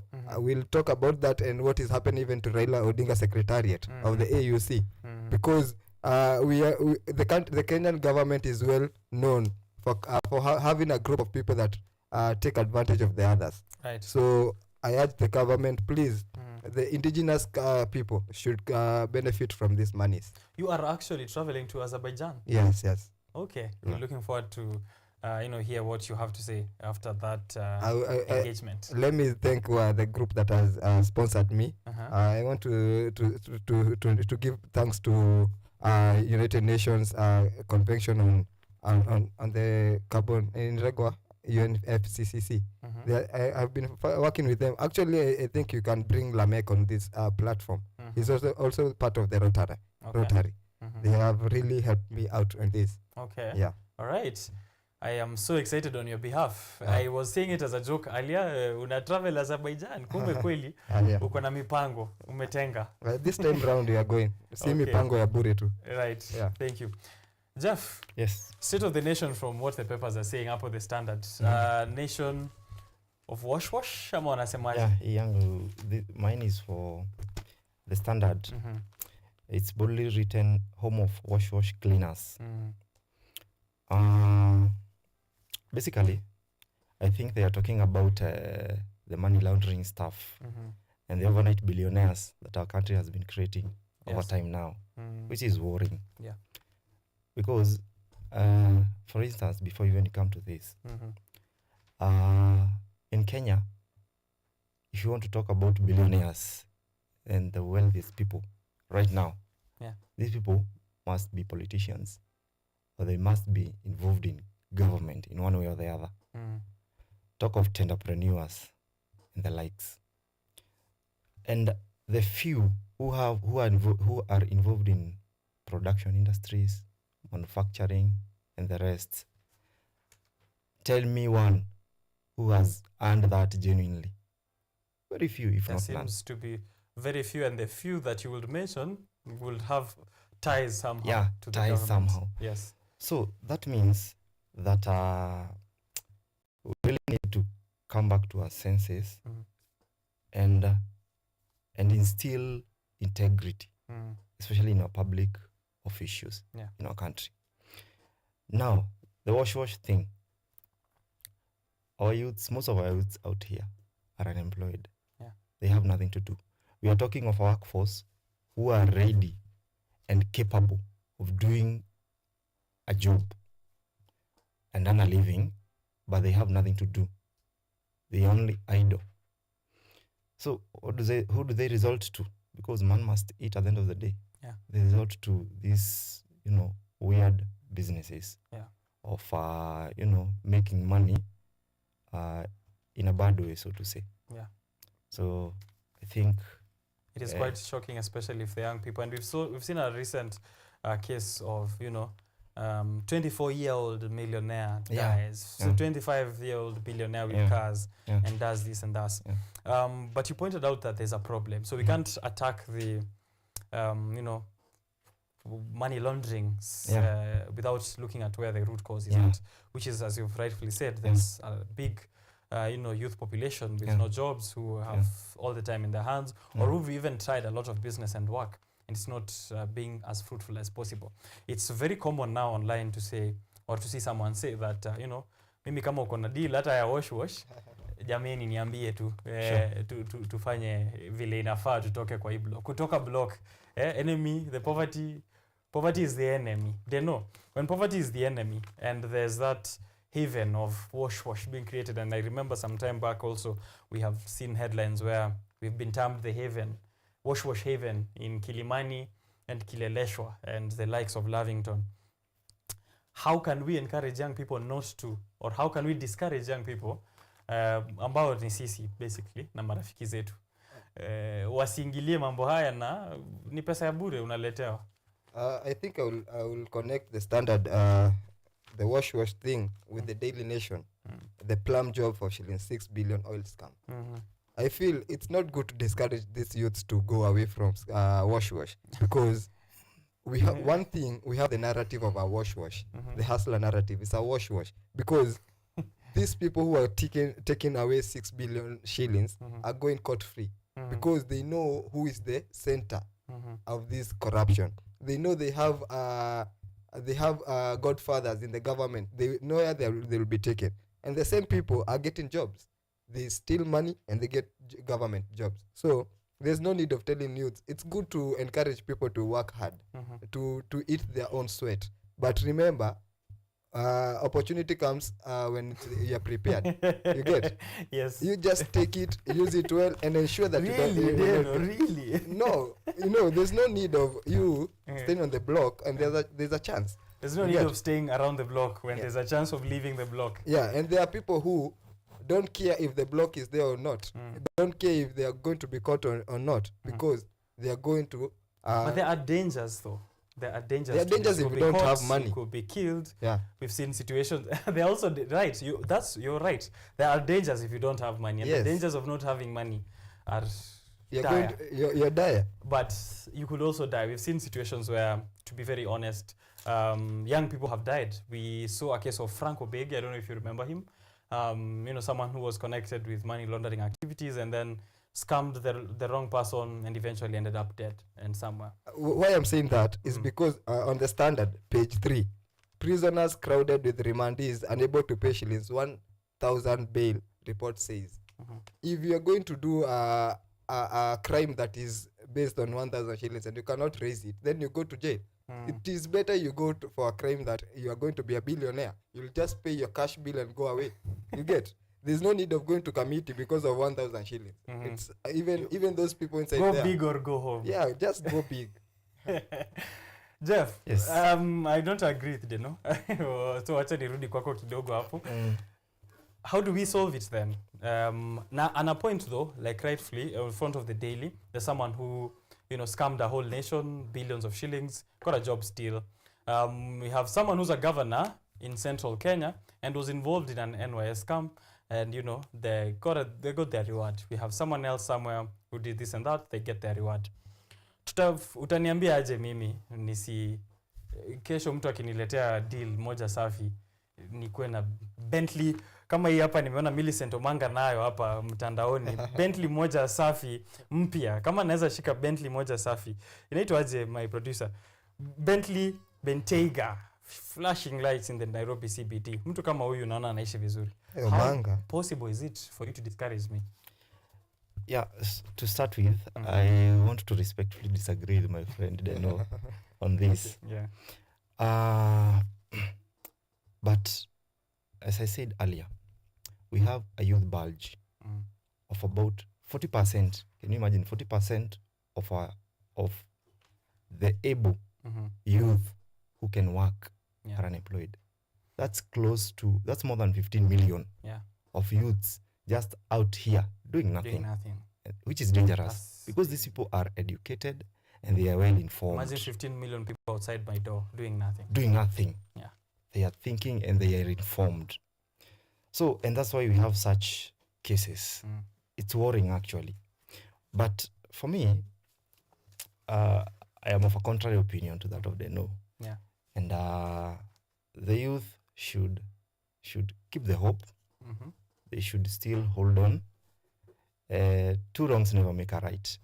Now that people have normalized the wrongdoings out here, the wash, corruption cases, led by our leaders, as you've rightfully said, some of our governors, some of these public officials. There is, I don't know whether it's the Daily Nation. We have a news of one lady who has been appointed in the mining ministry, and she was involved in a corruption case of over 6 billion. Yes. And she has been given an office. That's the one at the front of the Daily Yeah, Nation. actually, it's not. It's investment, trade, and industry department. She has been given as the chair of board, KNTC. Oh wow! Yeah. So what does this send? What signal does it send to our youths out here that being in such deals or such scams is the right thing to do? At the end of the day, seems like these people are being rewarded by doing so. We praise them, you know, social media, flashy lifestyle, good life. So our youth are under pressure. So they easily get into these deals. All right. What I would keep the hope alive. What I would love to add to remind you is that page 12 of the Daily Nation, National Youth Innovators Pitch Ideas as NMG explores AI solutions in media. I want to remind Kenyans that this government is working out of no finance bill. All the finance bill are in court. In the 2023 finance bill, there was the tax on startups. If our youths want to be billionaires, the only thing they can come is with their idea, come up with a startup and create a business out of it. Because we don't go to school to be job suckers or Job seekers. As we will go to school to be job creators. Even now, if you go to Chandari incubator here, you will see at the doorstep it is written, here we are job creators. So what I tell people is that if you have an idea that you want to create, actually God will bring money on your way. But remember, these people steal through a company. They don't steal from an SME. You cannot sit in your shop and think millions will come your way. You have to wake up, create a startup, create something new. Then if money comes your way, what is the problem with that? The only way you do it is illegal money that can be substantiated. Yes. You know, like this fraud, this money cannot be substantiated. We don't know where the money went to. So that is the difference that I feel youth should separate them from. Okay. Yeah. Create something that's useful and the money will come your way. Yes. All right. Value. Creating of value for sure is what we try to say here on Biashara Tuesday. So, Business Daily wanasema Kenya Railways defaults on 167.5 billion SGR loan. The Kenya Railways Corporation has defaulted on 167 billion borrowed from China through the Treasury to build the standard gauge railways, turning the spotlight on the financial health of that high-speed trail. Treasury documents are showing unpaid SGR loans accounted for 62% of the 266 billion debt offered to the state agencies through the Treasury. 62% of 266 billion debt which has been given to state agencies is just on SGR. Recently, they hiked the fee to coastal regions. They included a new premium service at 12,000 shillings. They upped the economic ticket to 1,500 and the first class ticket to 4,500 shillings. And I think it's in a bid to raise these amounts of money. Lakini ni kama tushauzwa. They know. Ilishaenda. Adani pia kondani. Anataka kuchukua JKIA and whatnot. Na pia anataka kuchukua power lines za Kenya Power. Speaking of Kenya Power, hapo chini kwa Business Daily wanasema KenGen fines Kenya Power 710 million for late electricity payments. You know, in Kenya there's a trend where something happens before the next thing happens. So a few weeks ago, 2 weeks ago, we were here on the show saying that we are praising Kenya Power for realizing revenue for the first time in 10 years. But wako na madeni, kumbe hawajalipa deni ya KenGen ya 710 million. And I'm sure there's a few more cases which are going to come up. Na hawa wengine pia ambao ni Kenya Railways hawajaweza kulipa deni. What I can say is that we need to wake up. There's a problem with the public-private partnership deals. Yeah. Even now, if you look at the fresh petitions for the Adani, what we can say is that not enough public participation was taken because this is a public partnership. It's not just a private. And I want to tell to keep people on toes that this stalling of project is one of the problems. It's not one of the ways these politicians and the leaders are trying to steal money from Kenyans. Like now we have the stalling projects. Stalling projects. Because when you contract a contractor, you pay him until he finishes the job. If he stalls you stall the project because of not releasing funds, the whole project will gain interest. So this interest is over taxation or over expenditure on the project. Like now we're having this BRT. It is stalling. The contractor is still being paid even if the project is stalled. So this is the ways people monies are being stolen. And the only way to do that is to ensure this public private partnership.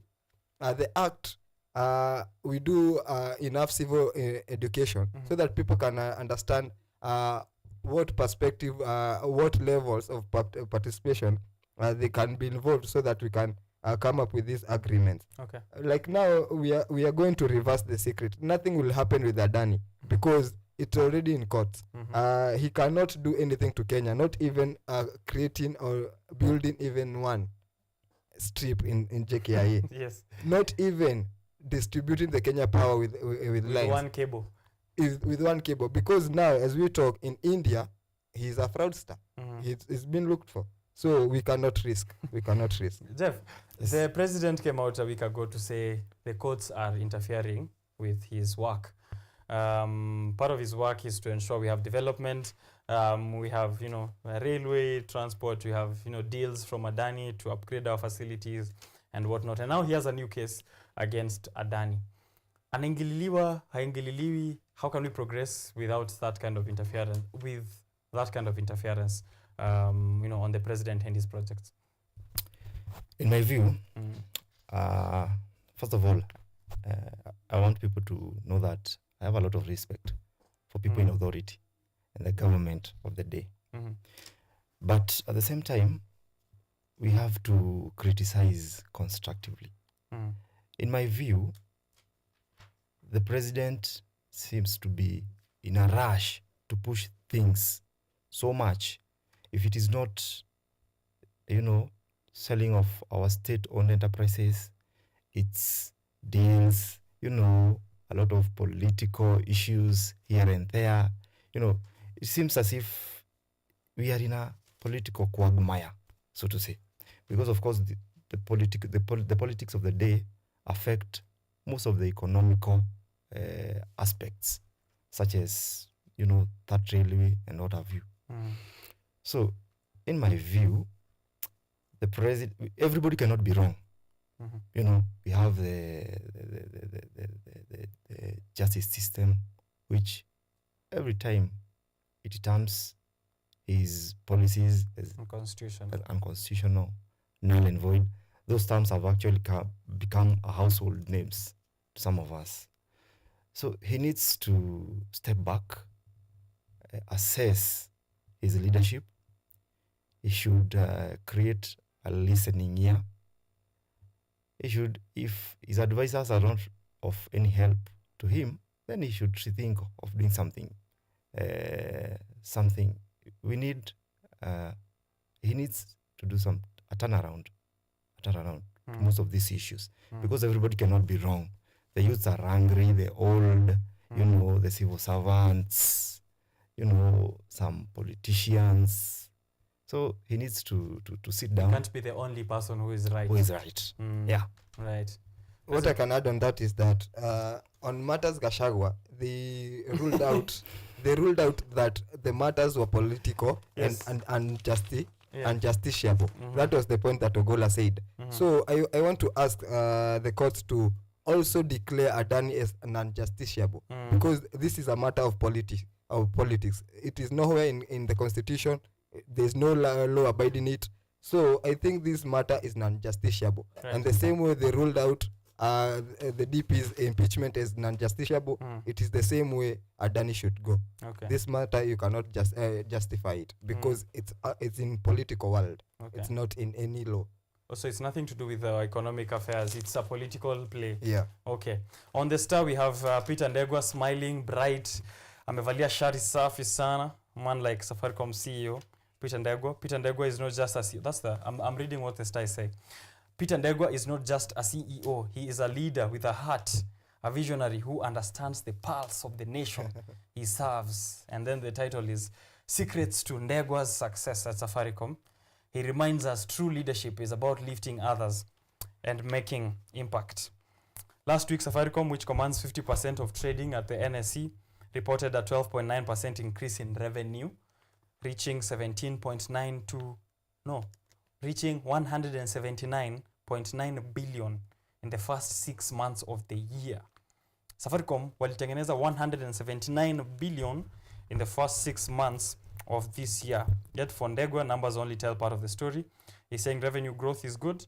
His eyes light up, but I love it when our customers enjoy an array of our product offerings. So ndo tumalizane na Ndegwa haraka. Enjoying Safaricom? Are you? For now, I'm enjoying Safaricom because they're in the verge of coming to sponsor us at City Park. Okay. We have. Una change tune kwa sababu. Apana, on the ways when Safaricom gives out the protesters' numbers, we have to call them out because we have the rights to privacy. Tafadhali Safaricom, waache kupea serikali namba za watu. And people have been abducted, but you're not giving the whereabouts of the people. Nisikia mara ya kwanza ukiambia mtu tafadhali. Normally you just tell them. Anyway, I want to tell Safaricom, we are waiting for that money so that we can conserve City Park. I know the minister have already contacted you. We are waiting for that money. Okay. We cannot wait any longer. Yes. I love it. So Mesema, that's what you're enjoying, what they're giving back. But I have to add also, I think in terms of CSR and contribution to the community, they do quite a lot. Mgala tumemua kwa hiyo side ya numbers.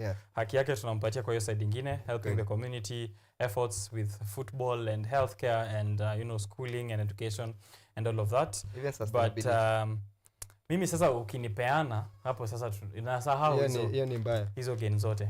Jeff, products you're enjoying from Safaricom? Of course there are. Yes. But let us always learn to give credit where it's due. Yes. We give it to the man, Ndegwa, because he's managed to manage the institution, the Safaricom organization. But it's actually said that Safaricom is the most profitable business in East and Central Africa. That's not a joke. It's a big institution to manage. So you give it to him. Okay. And one thing that makes Safaricom become a big success is because of its CSR activities, the corporate social responsibility activities. If it's not matters, health, you've talked about the Sambaza Furaha. I know Kenyans are sad. We are sad. Yeah, it's time for some furaha. Yeah, we are just looking for some furaha and be happy. So that's another one. We have the Safaricom Foundation School.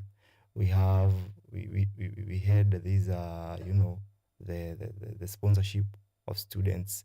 So it has managed to grab the attention of the people and let people know that we are not only in business, we are also part of the community and we give back. Yeah, that's true. They have integrated into the culture sana, even their terminologies. Tuko na uwezo, tuaweza, sambaza furaha and whatnot. So yeah, I mean, it's a big feat also to manage a company which makes revenue 179 billion for half of a year, which means they will likely make close to $500 billion by the end of the year, which is, I mean, a lot of work to do. So congratulations to him. And I keep saying, invest in Safaricom. NSE, they're making a lot of revenue at NSE, being the biggest trader. They command 50% of the trading at NSE, and they have made headway in Ethiopia, which of course is underserved by telcos. They only had one telco, and they have a very huge population. So if Safaricom manages to capture that population properly, you're likely to get your dividends at higher rates into the future. So ekelea coins kidogo pale NSE na urusha Safaricom. That's free advice to you. Deno, tuambie kitu hapo kwenye Daily Nation. Mimi nataka ni on page 5 of the Standard. Okay. Today the journalists have been part of saving of my life. So today I'm also going to save you. Okay, save me please. High Court strikes out rules giving state powers on television content. Okay. We know that the government is really working on ensuring that their malice, their bad character is shown to the people of Kenya. But we want to tell them, please give the journalists their right. Everybody has the right to information, expression, and even freedom of movement. So I don't know why the journalists have been attacked. They have been even kidnapped and abducted. It is time this thing goes to an end, because we need to know how the Kenyan government is going. Yes. You cannot be bringing us information that you have sugar-coated so that we can forget the most patent issues in Kenya. Yeah. We know that the most patent issues are not political. They are not Kindiki as the deputy president, because he's not an elected deputy president by ballot. He's just a handpick. So these are not the patent issues that Kenyans want to feel. Like now we are seeing even the varsity education is being touched, because the semester will go longer, because the lecturers are on strike. Yes. Why can't you be the beginning, the CBA of teachers, of lecturers? Those are the most patent issues. How are we going to reduce inflation? Because that is what is killing. If you look at page 2, illicit fuels economic widens, the rich and the poor drive.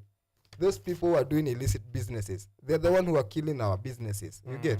Because they are bringing a lot of money. They are having money that is not accounted for. It's not flowing through the CBK. Right. So it is time we do the right thing. Okay. The right thing is not abductions. If Gachagua was the only job Gachagua was going against in the government is because he didn't want people to be abducted. Then he has gone away. So stop abductions. Right. Right? Because we have the freedom. Okay. If we are going to Haiti without enough public participation, it is on this page. Understand? You have got it on Daily Nation. We are in Haiti, but Haiti itself is not ready for us. Yes. It's not even ready for itself. But what are we doing in Haiti? Right. You get? So there's need to respect the rights and the freedoms of everyone, is what I hear. Yeah. If I can follow your trail of thoughts from, journalists and, businesses as well. Yeah. And those deals that the president is rushedly, as Jeff put it, in a rush to implement. Okay, so journalists were quite respected. The one thing also is, at one point, if you don't take care of the people who give us the information, we will no longer have information. And that's a very dangerous state to live in. Just to do away with Ndegwa, I noticed there's something inside the Star, sort of a profile of him. I'm going to read it real quick. It's 8 points of Peter Ndegwa, and then we'll see from Jeff what is there pertinent in the Standard. Mambo ya politics ya ODM, tuingilie kidogo pale, na the broad-based government or the bread-based government. Peter Ndegwa holds an MBA from London Business School and a bachelor's degree in economics from the University of Nairobi. Between 2018 and 2020, before joining Safaricom, he was responsible for Diageo PLC operations in 50 countries in Western and Eastern Europe, Russia, Middle East, and North Africa regions. From 2015 to 2018, he served as CEO in Guinness Nigeria PLC and Guinness Breweries PLC. His longest stint at a role was at East Africa Breweries, where he worked for 7 years at 3 different roles. Between 1997 and 1999, he was at the London Business School for MBA Finance and Strategy. In 1993, he became a member of the Institute of Chartered Public Accountants. Between 1989 and 1992, he attended the University of Nairobi for the Bachelor of Art Economics, and he spent his years in secondary school at Auster, Starehe Boys Center. Alisoma Starehe Boys Center. Iko pale karibu na Pangani. Only a few schools have boys after after their first name. I only went to a school called The Something High School. So, walienda Starehe Boys kama Peter Ndegwa. But yes, that's his profile hapo katikati ya The Star. So, on the other page of The Star, we have some story on, you can read for yourself, but it's on page 5, a whole spread, 2 pages of Peter Ndegwa, his life and what he's trying to do at Safaricom. So, vile unamwambia acha kupeana namba zetu, mali tuko, also let him know that he's doing something, or like get to learn of what he's up to. The other thing is, did you know you can be tracked through KPLC? meter number. So it's not just Safaricom, pia meter number yako inakuweka matatani, unaweza patikana na tokens too. On page 6, confusion hits ODM over Ruto-Raila deal. Party leaders have been gagged from criticizing the government, and there's discord and confusion at the ODM camp on whether they are in government or whether they're in opposition or whether they are in a political agreement with the government. Raila Odinga says there's no such alliance, as ODM has not entered into any political coalition with President William Ruto. However, some MPs here claim the party has fronted a few names like Junet to the president to fill the vacant interior CS position, which was vacated by Kithure Kindiki. Others are saying there is, for example, here George Aladwa, who is the ODM Nairobi branch, who said that the party supports Ruto's government and it has maintained a distance still. There's no coalition agreement. I don't know if it shows up in any of those papers. In Daily Nation, there's Raila's campaign for AU post hit by cash crunch. Right.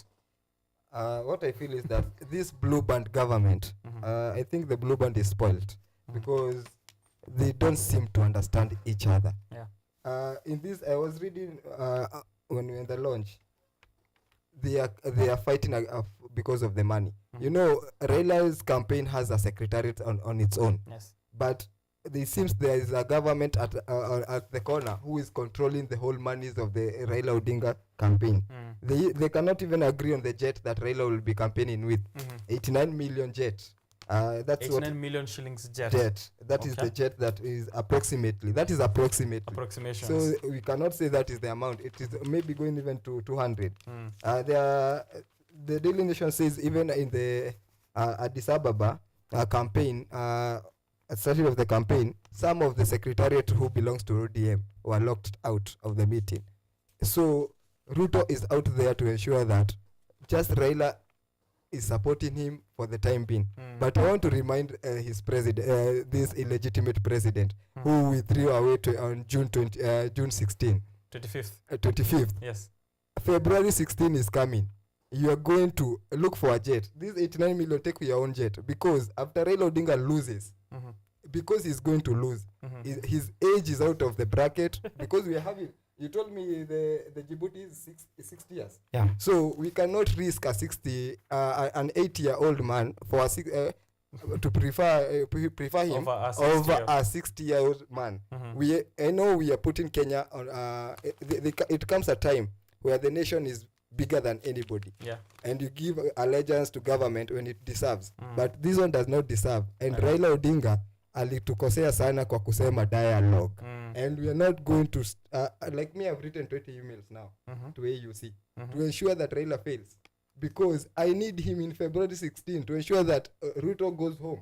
He's not going to finish this government. Masema asishuke gari kama hatujafika. Anataka kushuka mapema. Lazima tumshushe. So what I'm saying is that ODM will fight. They are greedy people. But the only person that is not going to campaign, and we are going to give him votes as Gen Zs.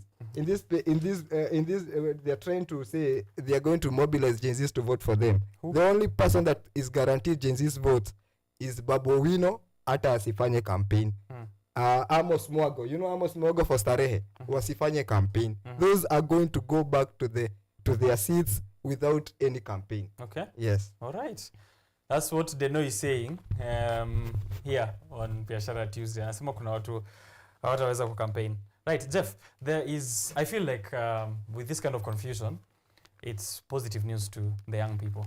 If there's confusion in ODM on whether they are in government or whether they're in opposition, whether there's confusion whether Raila is winning or not, if Ruto is supporting him or not, if the money, I feel like I should be celebrating. I don't know how you see it from where you're sitting at, but what I feel is a moment of celebration. We're confused, warukane, so that we have enough time also for the young people who've come from weeks of agitation to rest and re-strategize.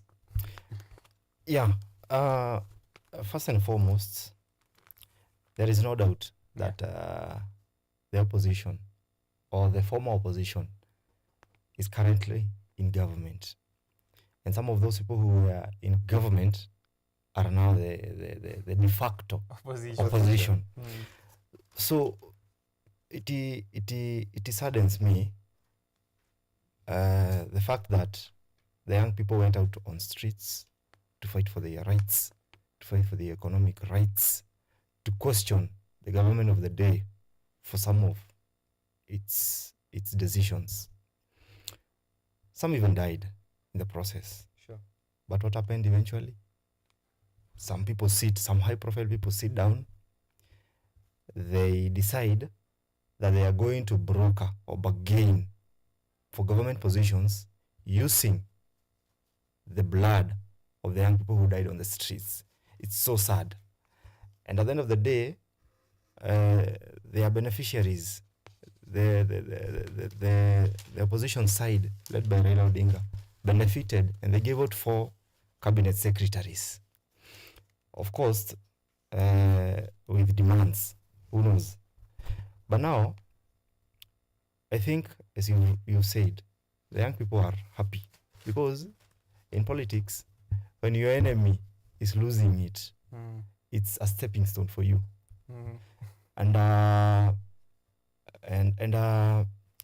much is yet to be seen, much is yet to come. Interesting times ahead because Raila, one thing, I wish him the best, but there are facts that are there, and facts are stubborn, that are a disadvantage to his AUC candidacy, because we've never had an AU chairman who is over 60 years old.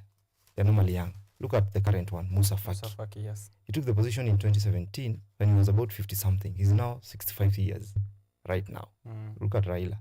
He's old, he's tired at 80 years of age.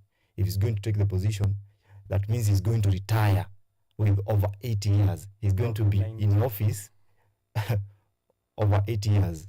Man. Number 2, he's tainted.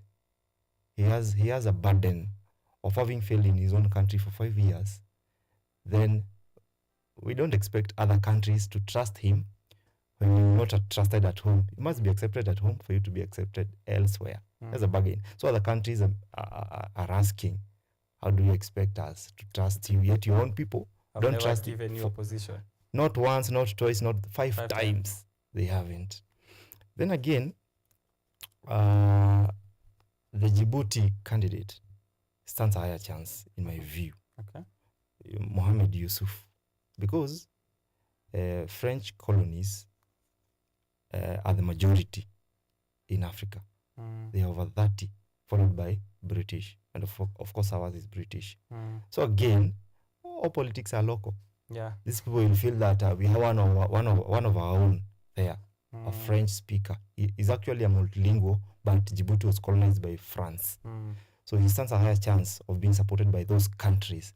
So as it stands, it is alleged that Raila is starting with a surety of about 19 votes. But the one for Djibouti, Mohamed Yusuf, is starting on a point of about 30 votes, which is a lot. So if he is to win, and I wish him the best, Raila Odinga, because he has played a vital role in our democracy here in Kenya. And you give it to him as well. But he has to do a lot. He has to do a lot more than he's doing. Right. You're saying the Djibouti candidate is multilingual, speaks French, English, and whatnot. Raila is also multilingual, speaks Luo, and, the Luo, Swahili, and English. But I tend to disagree. What manifesto does Raila has for Somaliland? Somali is in fight with Ethiopia. What manifesto does Raila has for Egypt? Egypt have ganged against Ethiopia together with Somali. What manifesto does Raila Odinga have for Congo?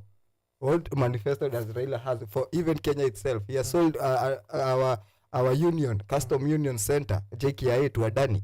So the old Mzee has nothing that is going to bring on the table. Okay. Even America itself is not supporting him. You know, there's a time I told you, Biden is a one-term president, and it has come to pass. Yes. Because the Megan Whitman, that woman was the one who was who was taking Ruto to the wrong direction from the sides of protestants, IMF, World Bank. So with Trump, I am sure Trump is not going to allow Raila Odinga to be the AUC because he knows him better than we do. And I urge if Trump will hear this interview, tafadhali ensure Trump Raila anaangalia, Odinga anatazama falls. Biashara Tuesday. Lazima atazame.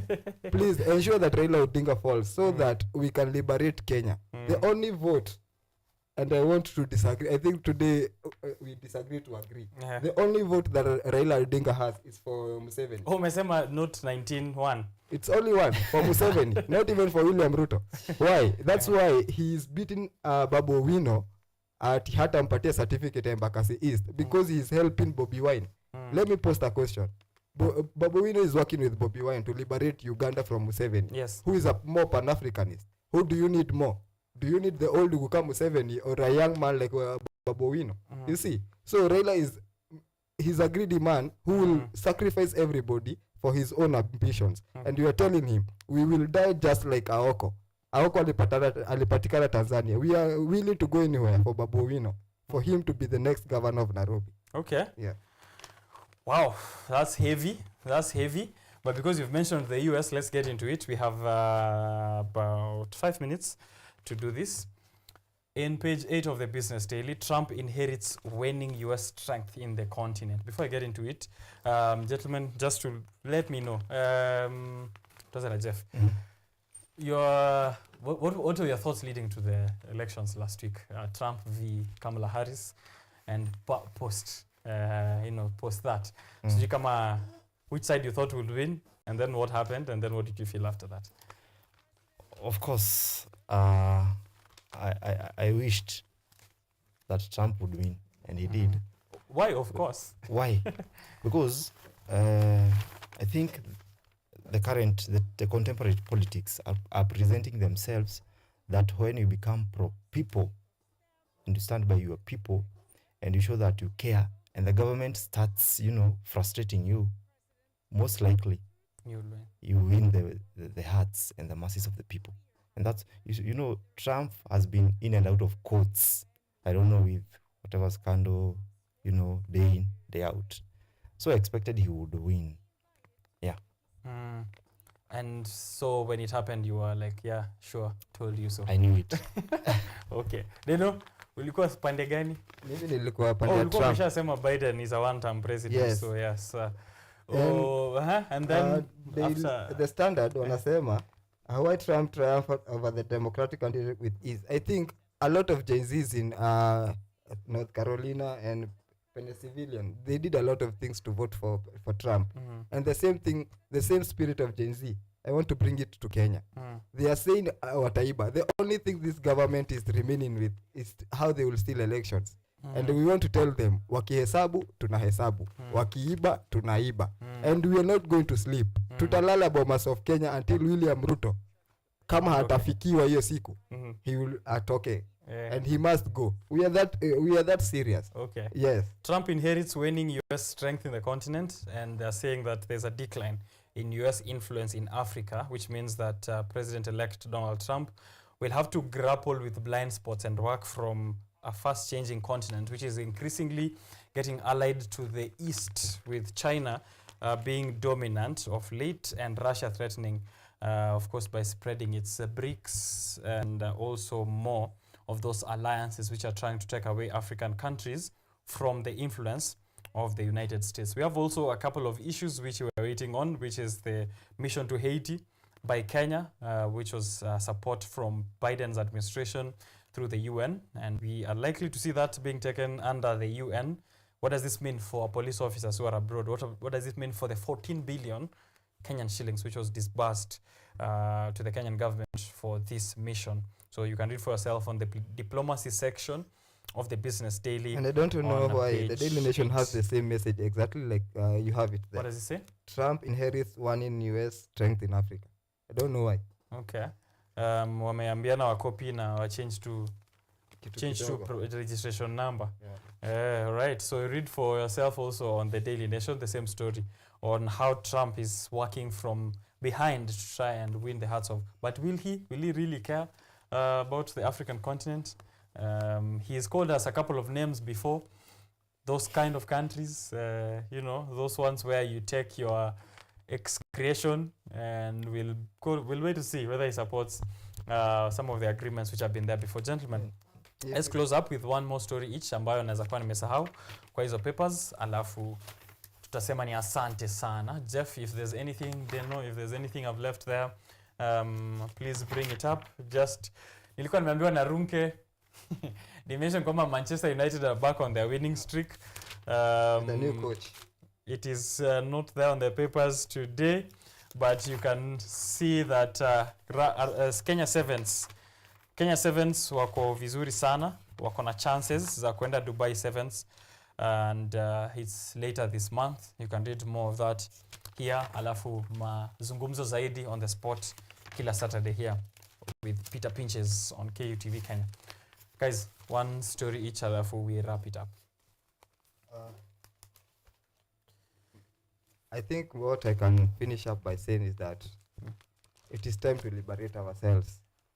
The only thing we can do, we can look at these newspapers and everything that they are bringing here with a lot of ease and think that we don't matter in this country. But I want to tell Kenyans, the Mau Mau fought for Kenya when they are youth. They never fought when they are old. They were young. The only people that can liberate Kenya, it is us youths. Let us wake up. Wherever you are, stretch the knot to your side. Bring the rope to your side so that we can have to fight on the same page. This government is not thinking about us. It is thinking about themselves. It is time we bring on board a government that is out there for the people of Kenya. That is the only thing I can tell you. Just to finish up is Raila must fall for February to be a holiday. Thank you. I thought you were going to say Raila must fall and Ruto must go. It will have sounded so poetic. If Ruto goes, if Raila falls, Ruto is going. All right, Jeff. Yeah. Last but not least, allow me to finish with a headline here. The paradox of falling prices in a falling economy. Yes. As an economist, I would have the following to say. That, I don't know, we are just in a political limbo. Something is not right somewhere. Everything seems not to be working. Talk of the health sector. The confusion in SHA, SHIF, and what have you. We have stories of people who are dying, patients who are dying in hospitals because, I don't know, the SHA information is not reflecting with what you have, and many stories. Why should an innocent Kenyan paying for these, levy for SHA, the former NHIF, or maybe paying directly to them, not being given, health is a right. It's not even a favor. It's a right. Fundamental right, so to say. So something needs to be done very quickly. Talk of education sector. We have, the confusion with the new university funding models, lecturers strike, now the politics, we have confusion, I think the government needs to set its priorities, right? There are things that need to be attended urgently right now. The common citizenry is not asking for many things. Yeah. We just want deliverables. We just want to feel that we have something, we have money circulating in our economy. Yes. I just want to feel, in my county, I come from Kiambu.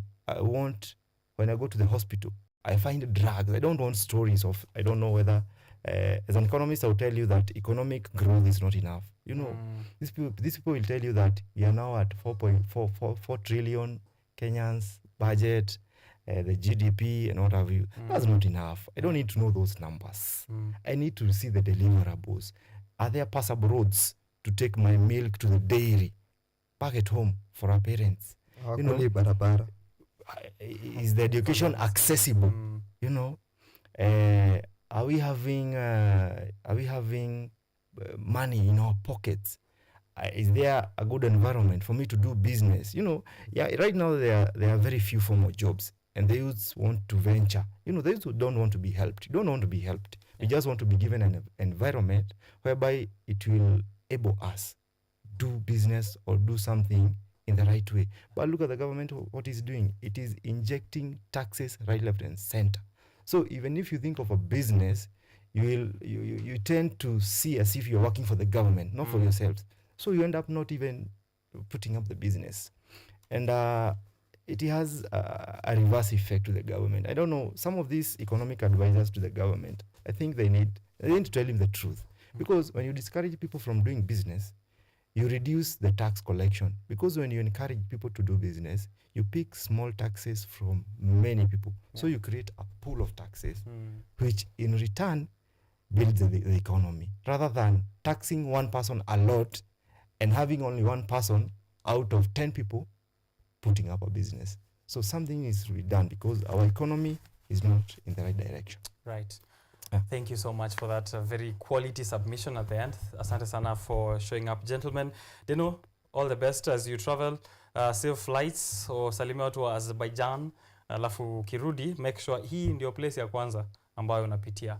Asante sana Dennis Kimani, YGS chairperson, and Jeff Mushai, Kenyatta University alumnus at the School of Business, alumnus of Economics, and also a youth leader. Asante sana pia nyinyi kwa kutune into the show. It's 9:56 in the morning. This has been Biashara Tuesday. Very exciting conversations happening here. Read for yourself on what else is happening in the papers. Ndio ukue informed.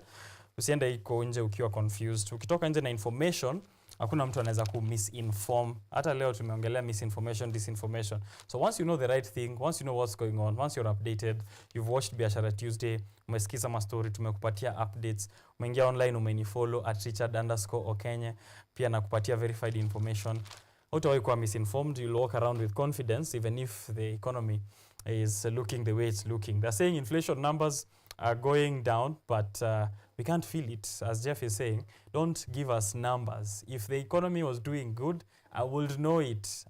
Trust me, I will not need anyone to convince me that the economy is working. So that's that. And the last word on the Business Daily is from Marcus Aurelius, my most favorite philosopher, who is also was a Roman emperor. Says, remember that to change your mind and accept correction are free acts. Remember that to change your mind and accept corrections are free acts. And to close up with a bit of information, just to top it up also, the economy is doing so bad that there is a report here by the Standard on how it has pushed broke Kenyans to pursue serious crimes. The number of Kenyans and police officers committing crimes has been significantly increasing, with theft, robbery, drug-related offenses, burglary, and economic crimes. 2 weeks or so ago, I traveled with the Kenyatta University Vultures team to Kisumu, and we noticed there's a curfew in Kisumu at 9 p.m. Huwezi patikana nje. Kwa nini? Vijana hawana kazi, crime iko juu.